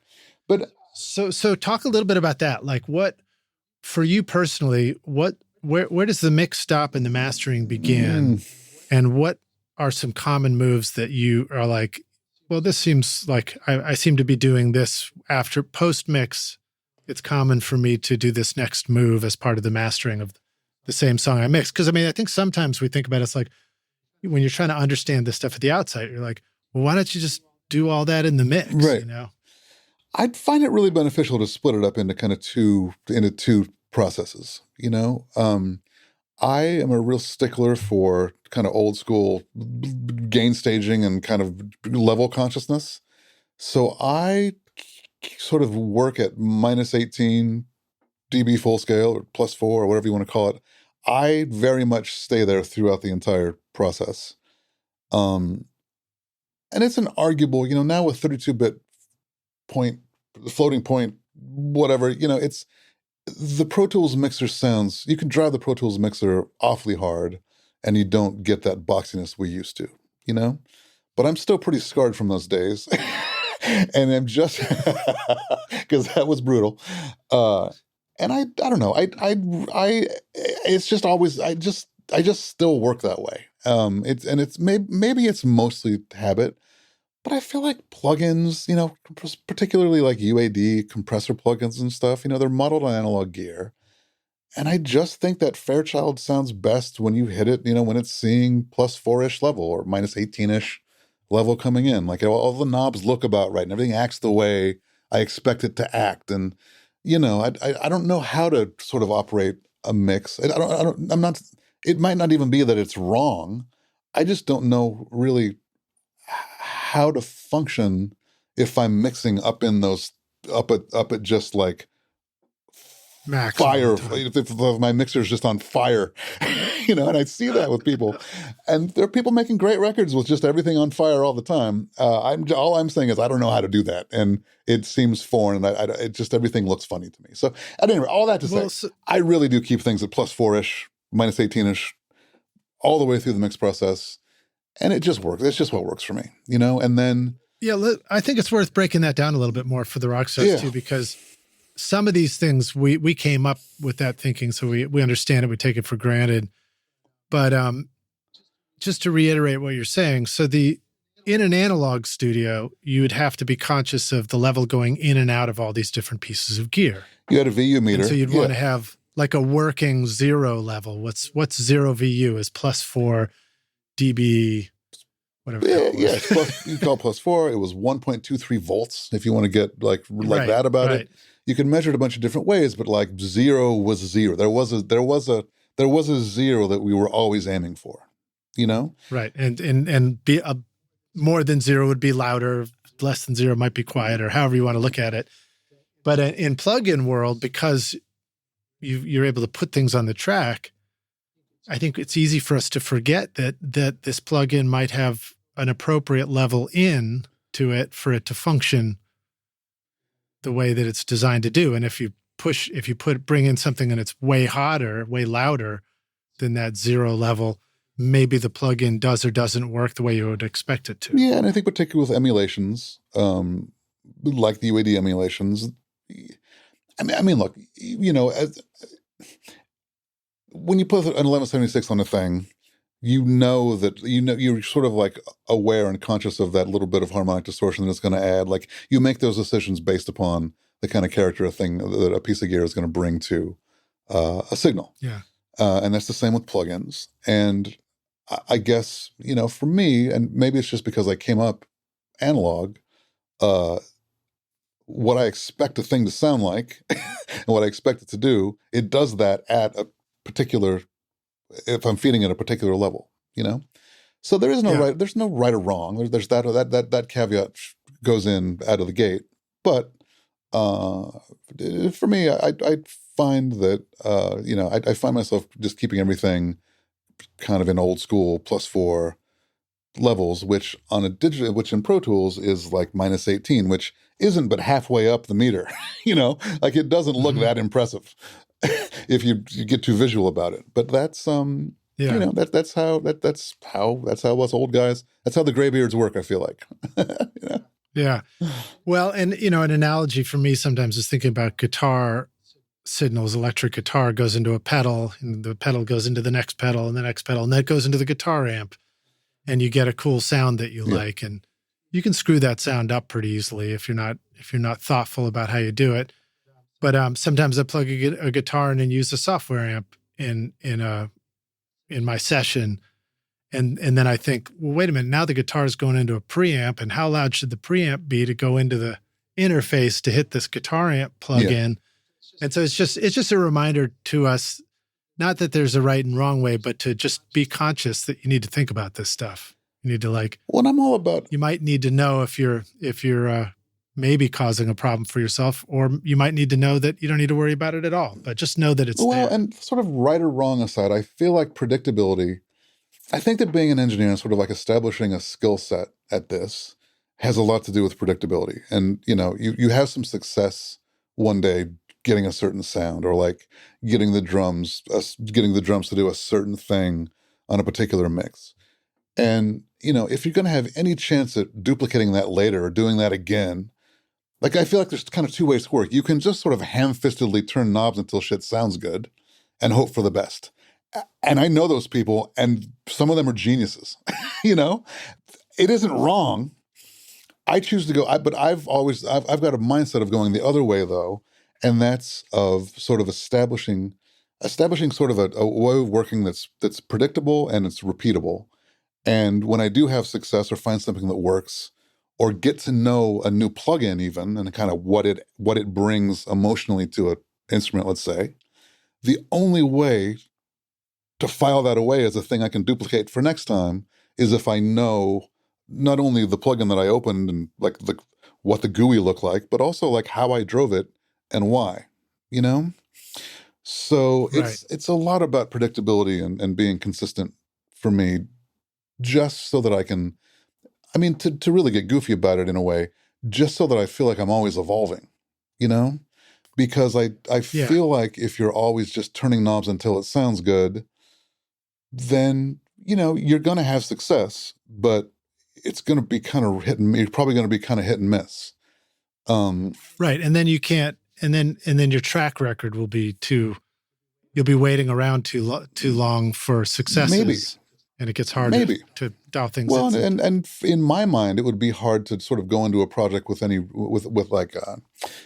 real self-confidence. You know, like I like to think that every day I sit down to mix a song, I sort of learn something, or I learn something about a piece of gear, or I find an interesting use of a plugin or whatever. And as I file that away kind of into my bank of things that I know and like and do, it is that predictability that makes that a thing that I can file away and duplicate next time, you know? Yeah. So then it becomes a useful. Yeah. And that was, and back in the day, you know, the tape machines and analog consoles, you kind of had to be at 0 VU all the time, or the track would be noisy. There'd be too much tape hiss, or you'd blow up or the track would distort, or like, and you could do all that for effect. You could distort for effect, certainly, but you kind of had to. The tape machine was such a limited medium dynamically that you had to be at 0 VU all the time. So I don't know. In getting into that habit from working to tape, that predictability became a part of the day, and I think it's important. It can be important. Well, that was a fun part of the tracking to the analog to the JH16 was the band's playing, and I'm just my eyes are just constantly glued on the tape level meters, just like trying to, in between takes, trying to bring things up or down and hit that sweet spot of 0. But then the big punchline for every session was there might be a take where it just blasted the meters on the tape machine, and then we do one more and I just nail the levels. Yeah. And it was always the one that blasted the tape machine that was the better every time. Well, but then you probably got to like all that saturation and stuff, and it probably turned out fine because that's how it always turned out fine somehow. I always was conscious of the reverse of that, where like you'd get all your sounds together on the first day and get all your levels going, and then the band would go out and they'd decide to do just like a soft song, the first song, and go out and play one down and just fucking kill it. But you were just barely moving the meters, and we'd just be sitting there. You'd be like you'd get into the first chorus, and your meters were just barely moving, and you just have your head in your hands at the console, just praying that they fuck up. Just fuck up, because I need to click every mic pre up 2 clicks here. Just stop playing. Right. Just fuck up. And they wouldn't, and they'd kill the take, and they'd come in for a playback, and then you'd hit play on the tape machine, crank the speakers up, and it's all hiss. Is it a little? Why is the studio's hissy? I'm like, yeah, I don't. Yeah, maybe it must be the studio. But tape machine must be. We should probably get the tech in to look at this tape machine. It's too hissy, right? Meanwhile, your meters aren't even moving. And Rockstar's RX wasn't invented yet. Isotope RX, it didn't exist. No RX, no. But honestly though, like we're making fun, but like that's the world a lot of us came from. Us older guys. Yeah. Yeah. So just out of, it isn't even about being habit. Like it's just you had to be consistent. Your levels had to be right, or you were making bad recordings and you weren't going to get hired next time. There was no. Yeah. Well, you remind us of a thing that always existed. Your studio was always suspect until the band decided that they liked what was playing out of the speakers. And everything's just great from there on out in the session. But at the beginning, it was just like, like you're right. They come in and they might say like, I don't know, this studio, blah, blah, blah, blah. Or like it would be, the thing would be like, my amp never buzzes at home. And you're just like, oh God, please don't accuse us of bad electrical power now or whatever. Have you worked in LA much? Yeah, I worked at Sunset and other home studios. Sunset wasn't bad. Sunset Sound Factory. I spent years and years and years and years in Studio B there. And at 5 o'clock, between 5 and 6 every day, you'd start getting like the taxi dispatcher would start coming through every guitar amp in the building, and there was nothing you could do. It was unbelievable. We tried everything. We tried the chicken wire thing. Like, there's that. You called Buckethead and had to bring in his Faraday cage? Everyone talks about Buckethead when you talk about that. He really did that, though, apparently. I don't know Buckethead. That's what I heard. That's why I didn't work with him. We did it. We got a big roll. We sent out for a big roll of chicken wire once from Home Depot. We got a few different types of chicken wire. That shit doesn't work. There was nothing. We tried everything. Nothing worked. Unreal.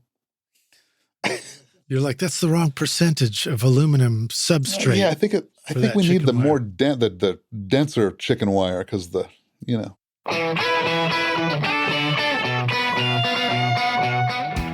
Do you ever feel like the time that you've spent watching YouTube videos, trying out mix tricks, and tweaking version after version of your mixes has gotten you nowhere? Have you been looking for a simple, straightforward, step-by-step process for creating a pro mix that won't take you years to learn? What if you could have a Grammy-winning mix engineer who understood all your mixing struggles and could coach you through them? If you struggle with any of these questions, then the Ultimate Mixing Masterclass is just for you. Now you can discover the proven step-by-step mix system from Grammy-winning mixer Craig Alvin for consistently creating a pro-quality mix from your home studio that will sound amazing everywhere. Listen to this quote from one of our students, David. Quote, "Absolutely the most informative and helpful block of information and mentoring on the mix process that I've ever been a part of. That was like sitting behind a mix engineer for years, watching and picking up tips along the way, but condensed into a 6 to 7 hour session." Close quote. Look, I'm so confident that this will take your mixes to the next level that if you can't get a killer mix within 30 days, I'll give you a full refund, no questions asked. So if you're ready to take your mixes to Grammy-winning quality, then go to ultimatemixingmasterclass.com and start now by checking out the free preview of the Ultimate Snare Mixing Trick. And I'll see you at the front row table of the Grammys.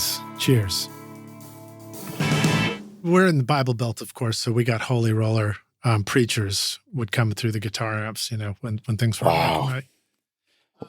So one of the records, we've waited till now to start mentioning your records, but Como de Allstars, the Greyboy Allstars, great sounding record. Is that one of your mastering projects, one that you mixed and mastered? Yes. Yeah, it would be. Mm-hmm. Yeah, those guys. Okay, so go ahead. Really cool stuff. There's a lot of great sounding records in your discography, so thank you for sending that over. This particular one, awesome, kind of saturated Latin funk groove. And I just wondered if you wanted to talk about your thoughts on when in a process you impart so much character into a sound and a record. Do you feel like it happens in the tracking stage or the mixing stage, or is some of that happen in the mastering stage too? Yeah, I mean, it's all of it, you know how it is. It starts with microphone choices, of course. And that record in particular was a lot of old microphone, crunchy old microphones. And we were kind of going for a real throwback, kind of gritty, crunky, thinnish, just like a real throwback kind of retro thing, So that's a ton of like old AKG mics, some ribbon mics in there, but particularly like that record was a lot of like, remember like RE15s and RE16s and all those little thin silver. I got a pair of RE16s and the RE10. The RE10. And then there was the one called a 635, which I think was like an RE15. Yeah. That's the Omni. Yeah. I've got those too. I love all those microphones. And they're so instantly kind of, I hate to say retro, but like it just sounds kind of old and not lo-fi, but definitely not hi-fi, Right. So let's keep talking about that. So these are all dynamic mics, Rockstars, that you mentioned so far. And when you talk about that, like, it's like, as you say, it's not necessarily that you're trying to lo-fi as in like when you put a distortion plugin on and you're just screwing up the sound, but dynamic mics let go of some things that condenser mics can present that are challenging, like extended deep low end and or top like end as well, crispy, right? Yeah, clear top and stuff, right? Yeah, and they're slower, So like sometimes I think about fidelity in terms of kind of like oral speed almost, or like the if you think of condenser mics as like, oh, what would be an analogy? Like if you think about a snare drum, like a snare drum with a really thick, thuddy head versus a timpani. This is this drummer coming out in me. I'm sorry, but sometimes I'll think about like a U47 or like a real hi-fi condenser mic it is more sort of like a timpani character to it, where it's very fast. It reacts very quickly, and it's able to sort of like capture all of that transient on notes and all of that, like the hair on the violin bow, like just all that character. Where then right. Like some of the mics we're talking about now, these kind of like older dynamic mics, they just aren't capable of capturing some of that stuff. But it's not the same as just putting a low pass filter on. It's a totally different thing. There's a speed characteristic to the transient, I think, is one of the main things that really, really makes it sound. And old is a terrible adjective to use, but just less like cassette versus CD or something, right? It's just a slower medium. There's less transient information, less hair there's less hair on the arm, let's say, and it's just simpler. But it's easy to say that, but we never think that. We would just listen and we just appreciate it. I mean, you might think that now, but when you first liked it, so some things that come to mind. I remember hearing somebody describe, I think it was Western symphonic music, and it was a violin player, and they were with somebody in China or somewhere and hearing it for the first time. And the reaction of this other person hearing a Western instrument was like that there was so much noise in the instrument, which surprised me. It was just like because of the bow and everything. And like it struck them that it was potentially distracting and like the essence of the sound was in there somewhere. And that just popped into my head because that in a way is what you're describing. It's like all these details that come through a condenser mic, you might consider them distractions from the fundamental quality of the tonality of the instrument that you really want to hear, and that slower dynamic diaphragm. So maybe explain to the rock stars what you mean by slow. What are you describing that's slow? I mean, I guess slow meaning a microphone's ability to capture the transient or capture all of the nuance, but it's the diaphragm, right? It's literally, it's a sort of a heavy, clunky diaphragm. Yeah, and it's trying to, the diaphragm's got to push a magnet, so it's just, it's like there's work having to happen there, like, God. Who is the famous Greek story, Sisyphus or whatever, who had to push the rock up the hill? No, but it is it is like that. But, so a lot of energy is lost, but in that process, energy is lost. And in particular, the high frequency energy, I think, is lost. But, in terms of that Greyboy stuff, we did make a lot of choices in gear, and very often it wasn't going for fidelity ever. It was going for like vibe and attitude and it is, as much as it is really easy to just open a decapitator on everything and put the low pass filter down a bit and then add a little grit, and that's a sound that is cool and it does approximate a thing very, very well that is instantly rewarding with this kind of, with like funk and this kind of music. But you can also make different mic choices and different mic pre-choices and accomplish sort of a similar thing, or maybe something that's even got more character and more kind of vibe than just that. Okay, so let's see. If you're using dynamic mics and you're recording a band, are there any particular miking choices as the recording engineer, like where to put the mic and how to think about good ways to mic up drums, for example, or other instruments that are worth giving a shout out? Yeah, I mean, drums in particular, if someone rolls in with a Fender Deluxe, you're going to make a microphone choice, and then you're going to choose to put the microphone near the middle of the cone or near the outside for a little brighter or darker. It's a pretty simple, but the point being, it's a relatively simple. There's not a lot of decisions there, and you'll be relying on success you've had in the past, like I'm saying, and you'll probably have your favorite microphone at the moment for guitar amps, and you'll go there. But drums are a totally different thing, where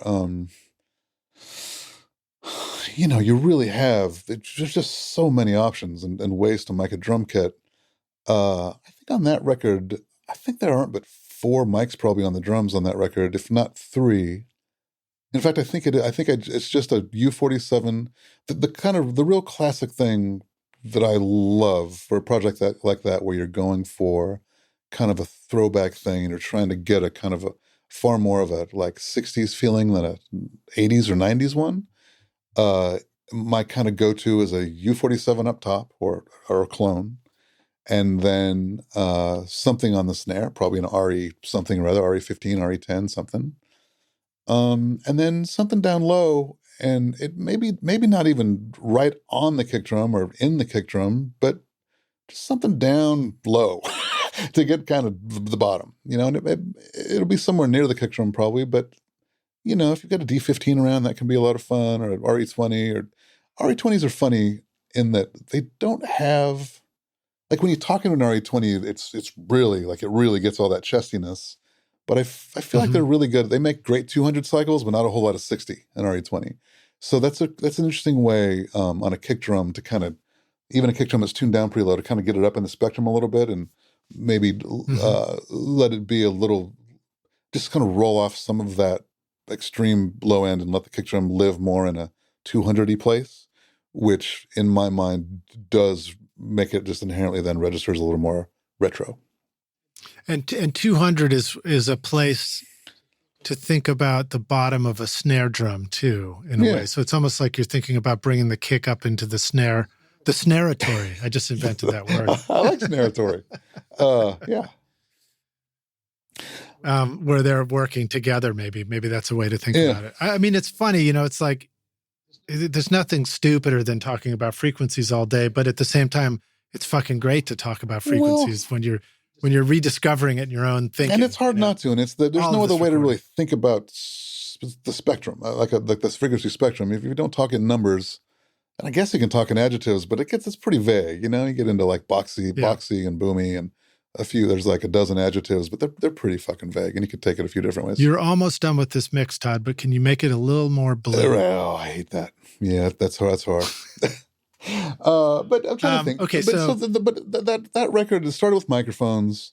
The studio we cut it in was sort of perfect for that kind of thing. It was linoleum floors and a lot of wood, a lot of wood on the walls and a lot of linoleum on the floor, which is just inherently a sound. It's a particular sound that I love.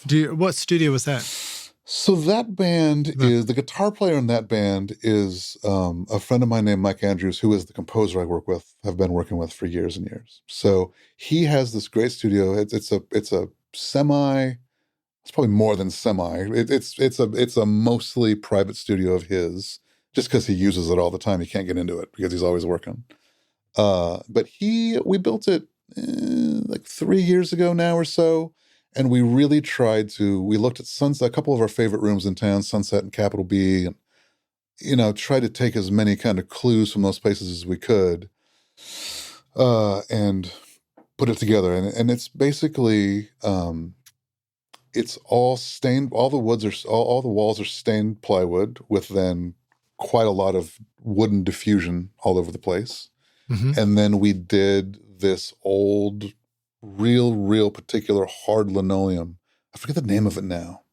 There's a particular type of linoleum that like a vintage linoleum kind of thing. Yeah, it's ridiculous, right? Like we get into this, but we're ridiculous like this. No, but we love this stuff, and I never worked there, but I remember hearing about toe rag studios in England that I think had a checkered linoleum floor and had a really distinct sound. Maybe Jack White had recorded there with the White Stripes or something. There's something about a linoleum floor, and particularly like that vintage linoleum that I think there's just no, it's real hard. I guess there's no softness to it at all. You know, it's not like that. It's not like the, I don't know. When I was a kid, we had lived in an apartment that had this weird kind of squishy linoleum. It's not that. Right. It's like they're like real hard tiles, and they're glued down, and it makes for a really kind of bright. So it's a pretty bright reflection off of it, but it's not. There's something peculiarly unique about it that I just. It's immediate and it's incredible. What do you think was under the linoleum? A concrete slab? Yeah, concrete slab and glue. Yeah, it's glued right to the cement, this stuff. Okay. Right on. And that's an interesting thing too, especially with drums. I've had the experience lately a couple times, this is a tangent, but of recording drums in houses where you're up off the ground, you know, like when you're you've got a crawl space beneath you. And what a vibe kill that is. I didn't realize. Because the sound goes through the floor and disappears. The energy just gets sucked right out of the drum. Like I never really thought about it that much. But there's everything to be said for being on the ground, especially with drums, or on a cement slab, or a cement slab with carpet on it, whatever it is, but actually being sort of connected to a real rigid surface. And I guess it makes sense. You know, it's like a speaker sounds totally different on a stand than it does sitting on a good solid foundation, and then, you know, drums are the same thing, I guess. Yeah. What about a drum stool? Does the drum stool have to be solid? Yeah, rocks only. Just a big rock. Just when you're sitting on this rock. Just a rock. A little column from Fountains of Wayne. Okay, so then now taking that record into the mix stage, were there any do you recall any favorite plugins and stuff? Yeah, I mean, there was quite a lot of grit added. So I think I think I had just gotten. Kush makes all those, those 3 or 4 Kush plugins, those gritty. I think they're called the Omegas. Here, I'm looking at it now on the iPad. Yeah, Omega AN450. Anyway, they're I guess they're technically transformer emulations, but then they've got a drive to them, and they're fucking fantastic for laying a little. There's four of them. Each one is quite a lot different than the other, and they just add. You can add a little harmonic distortion, or you can really get gritty with them. And I found them. I'd use them all the time, and even at pretty mellow use, or not driving them too much, where you solo a thing and it's not suddenly gritty, but if you put them across a bunch of tracks, it kind of has a cumulative effect that just sort of congeals transients in a way that's really nice. That again, you'd solo the track and you wouldn't probably think it, but it does. It kind of builds up on you across a lot of tracks in a mix, and it does. It really imparts a lot of. I hate to use the word vibe, but that's all I got. It imparts a lot of vibe.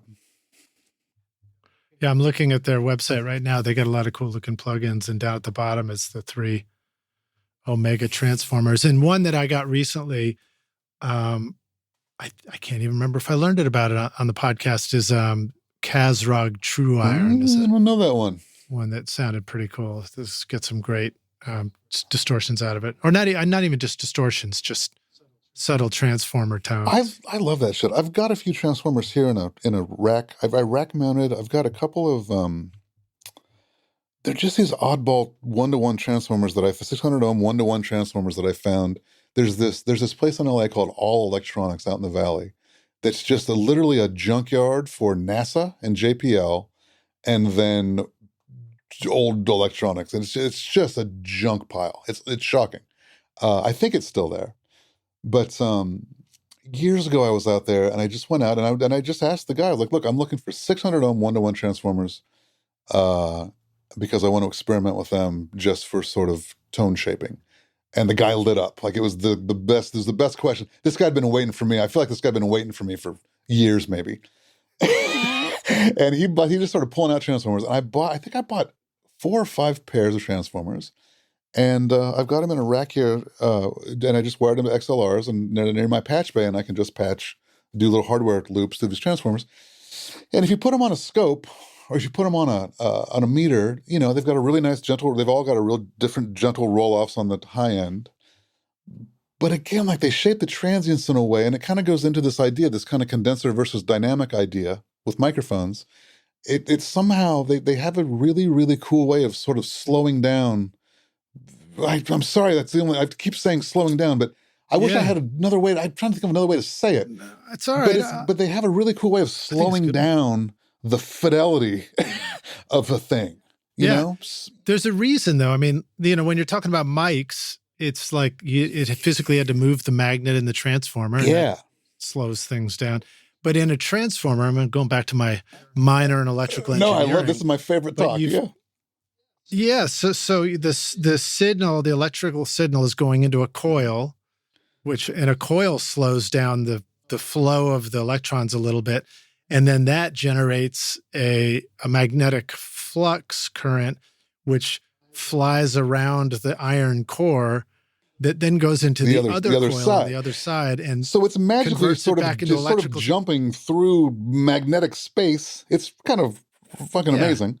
The signal's jumping through kind of magnetic space. It's like swimming up a waterfall or something. You know? It's going to slow you down. Or you can get all metaphysical about it, and it's almost like kind of time traveling in a way, or like reality jumping, or you can get it kind of wacky about it. But it really, really is interesting sounding, and I love it. So I keep all these transformers around and just put them on hardware inserts, and I use that quite a lot. I mean, what I like about the Kooks plugins is they kind of impart some of that. They're a bit more of a grit device in my mind, but just the straight transformers really do a cool way, especially when you get a record that was maybe recorded in a home studio or recorded pretty simply with, especially you get that thing where like this person had 3 microphones.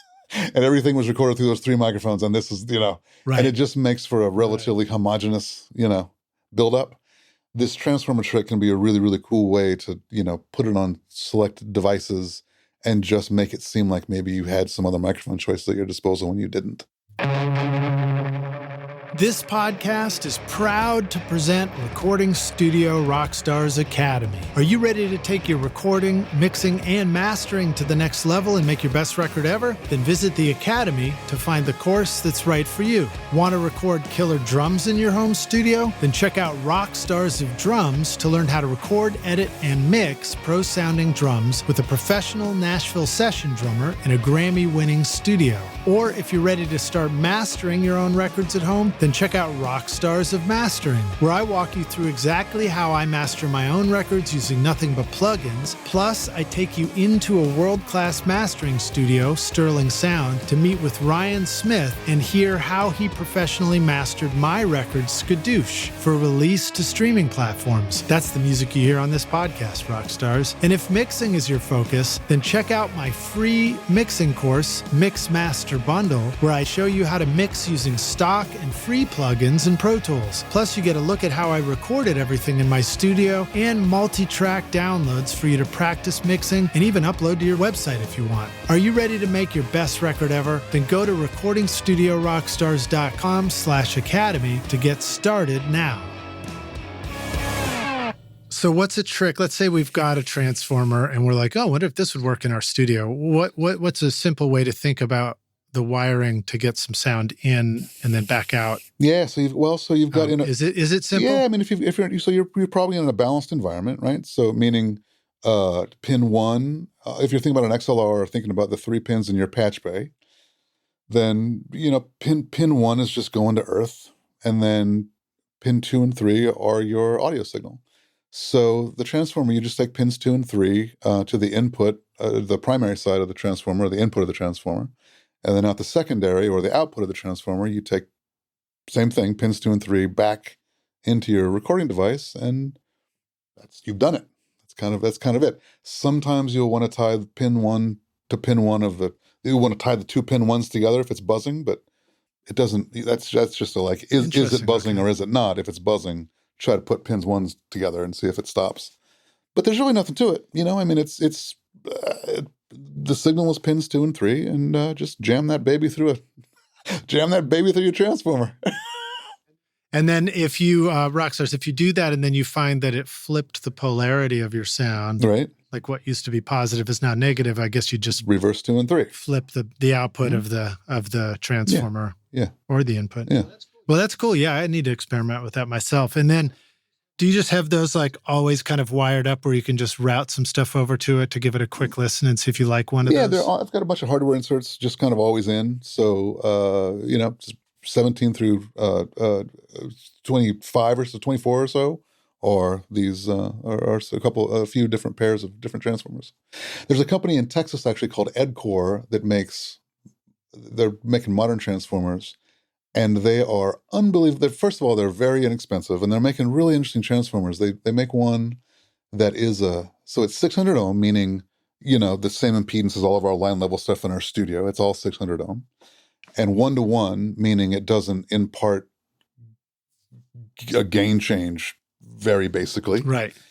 But they're really flat, but they make one that's, I think they call it 600 to 600 to 600. So you can use it as a splitter or a combiner. So it's kind of got a primary that you go into, and then it's got two secondaries to come out of. And so if you wanted to split a signal, you could do it in such a way, like you wanted to split a signal to two amplifiers or something, you could do it this way, and neither one would load down the other. It's very, very, very handy. You could also, and I actually have this in another rack. You can then go backwards through it, though, so to speak, where you can take two signals and combine them to one. So I've got, I'm always talking to people who have a lot of 500 series gear, let's say, and don't have any way to bust things together, right? And again, us old guys get crazy when you get. I don't want to sound like this guy, but I'm going to. I'll get a track from somebody, and I'll look, and all the electric guitars, they've printed two microphones for every electric guitar rather than just summing those two microphones to one. It makes me crazy. Like just commit. Like just get a sound and commit it. I don't want to. Just be glad I didn't bring you four microphones. But this would be. But then I have to realize, well, this person's probably recording through a 500 series interface. But I don't have a way of summing things. That's very, very possible these days, right?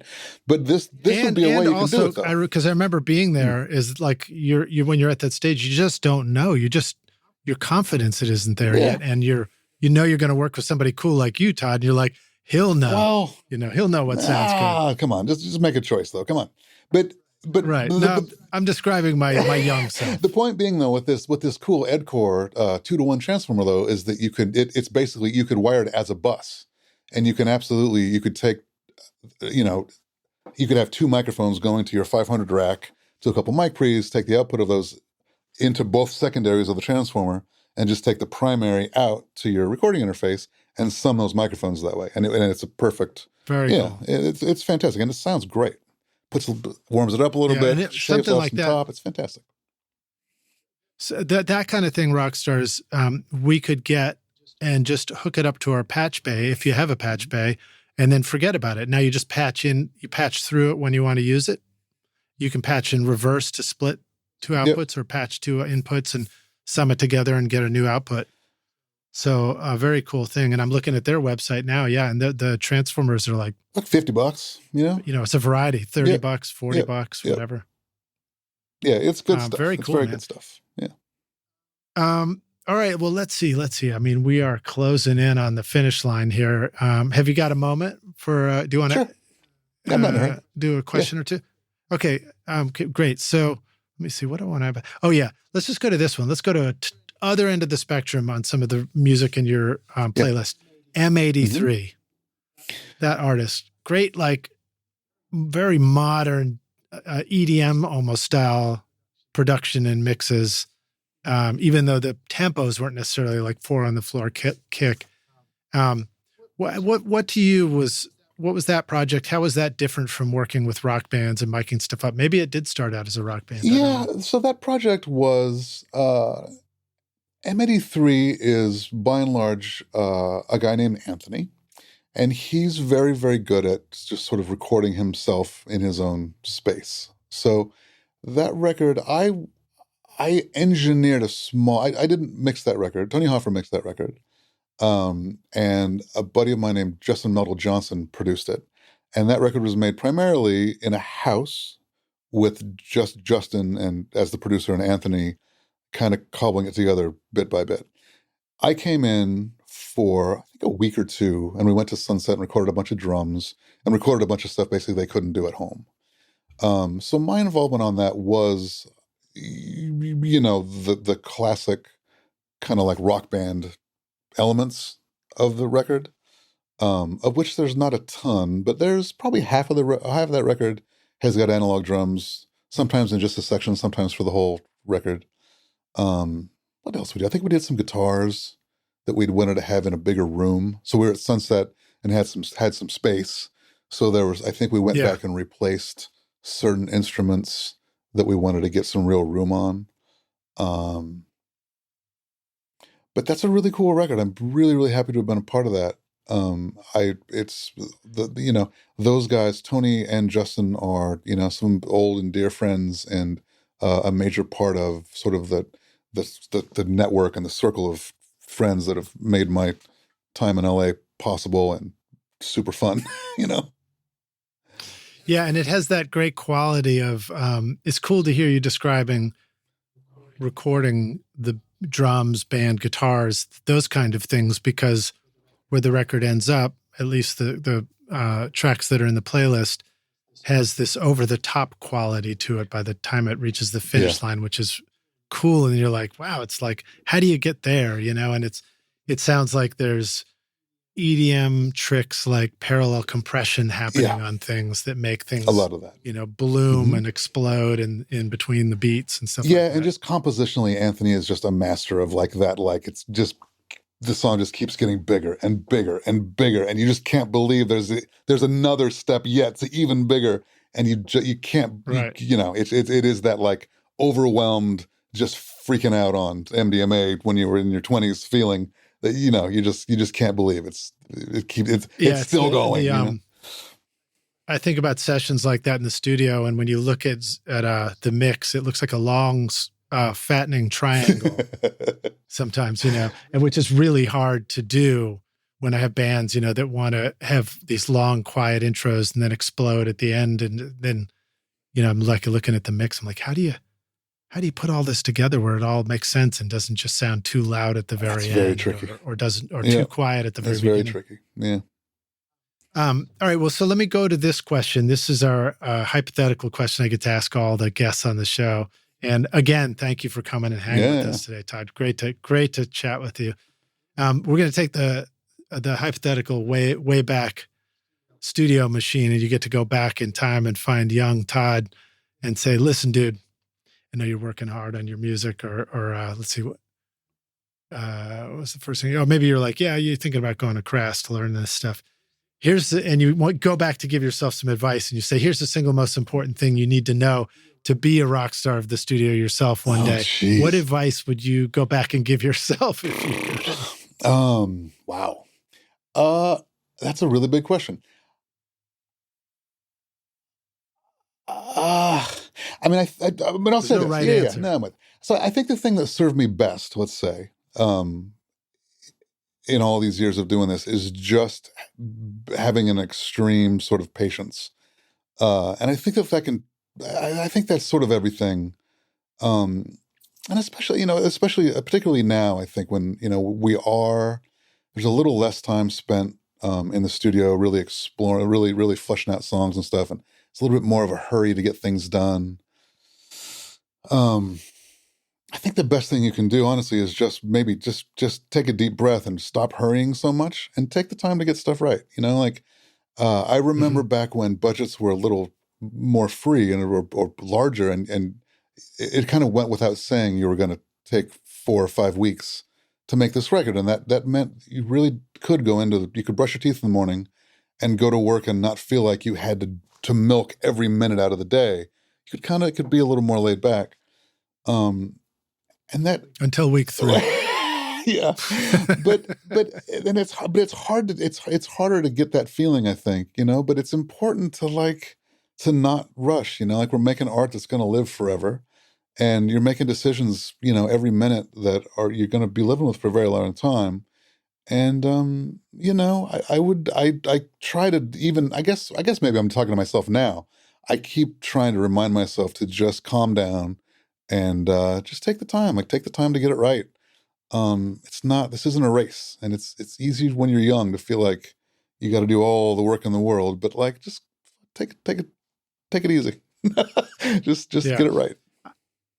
I loved the process, and still do when I get to do it, of just camping out with the record. Totally. Yeah. You know, not having to do just a day's work and something different tomorrow, you know, but wake up still thinking about the song you did yesterday. I mean, remember leaving a mix up overnight? That was fantastic. I'd come in the next day, put a big piece of tape across the console, like, do not touch the whole thing. But it was, there was sort of a preciousness though. There was sort of a preciousness and an unwillingness to kind of give up at the 80% mark, you know, or there was never like, that's good enough. We'll figure it out later. Right. You figured out everything in the moment. And I miss those days, and I'm very actively trying to be more in that mindset constantly, you know? And I think probably most anyone could take that advice and it would serve them well. Well, and then you talk about console tape or tape across the console. That was also a time with track sheets and console tape for the, you know, naming and labeling the faders. And so much great artwork happened on those things. I've still got, where does the artwork live? I've saved a few rows of console tape from records back in the day, and they're fantastic. Yeah. I mean, you start because you spend so much time with the song, you can really doodle and break out the colored markers. Totally. And, you know, draw ridiculous cartoons of your friends, things like that. It's so true. Now in the computer, I don't know where it happens. I guess we need a scribble strip and some way to just draw. Yeah. It'd be good stuff. Yeah. That would make the DOS so much more interesting. It would. Yeah. Todd, thanks for hanging with us on Recording Studio Rockstars. Rockstars, thanks for listening. Where would you like them to go connect with you? What if they're ready to run all their next record through the coolest transformers and, you know, mix it and master it with you? Or whatever? Hit me up, toddburke.com. There's a contact sheet there you could hit me up on. And, you know, and even for dumb stuff, if you just want to hit me up and ask some questions, I'm here for it. You know, like I don't joke around about legitimately wanting to sort of give back to it, especially younger creators. And, you know, toddburke.com, hit it up. Right on. And then Rockstars, because you're listening and maybe driving your car right now, TODDBURKE. That's it. In case you couldn't glance down at your phone or your car stereo or wherever you're listening. Todd, thanks for hanging with us in studio. I look forward to seeing you in person again. I guess I'll see you out in California or here in Nashville. See you, man, next time I'm sure or something. Yeah, sounds good. Looking forward to it, dude. All right. Take it easy. Yeah, cheers. Right. Thanks so much for listening to Recording Studio Rockstars. If you enjoyed the show and want to help make it better, then please share this episode with your friends on social media and leave a rating and review on iTunes to help the podcast reach more rock stars like yourself. You can click directly over to iTunes or go to rsrockstars.com/review for an easy explanation. And remember to hit the subscribe button to keep up with weekly episodes. And if you're ready to make your best record ever now, then head over to Recording Studio Rockstars Academy, where you can start with my free course at mixmasterbundle.com. Thanks so much for listening, and thanks for being a rock star. I'm Lid Shaw, and this is Recording Studio Rockstars. Now, go make great music. Recording Studio Rockstars would like to give a big thank you to our awesome sponsors who help make this episode possible. Lewitt, Grace Design, Atom Audio, Native Instruments, and Isotope. And remember, at isotope.com and nativeinstruments.com, use the coupon code ROCK10 for 10% off any plug-in purchase. If you enjoyed Recording Studio Rockstars, please check out our sponsors using the links in our show notes, because it's a great way to help support the show. These are all things I highly recommend for your studio. They're gonna help you make your best record ever. I would also like to thank our fantastic team here at Recording Studio Rockstars, Vlad Weselchenko, Braden Stremming, and Liz Hulitskaya. Thanks so much for listening, Rockstars, and we'll see you in the next episode. Cheers.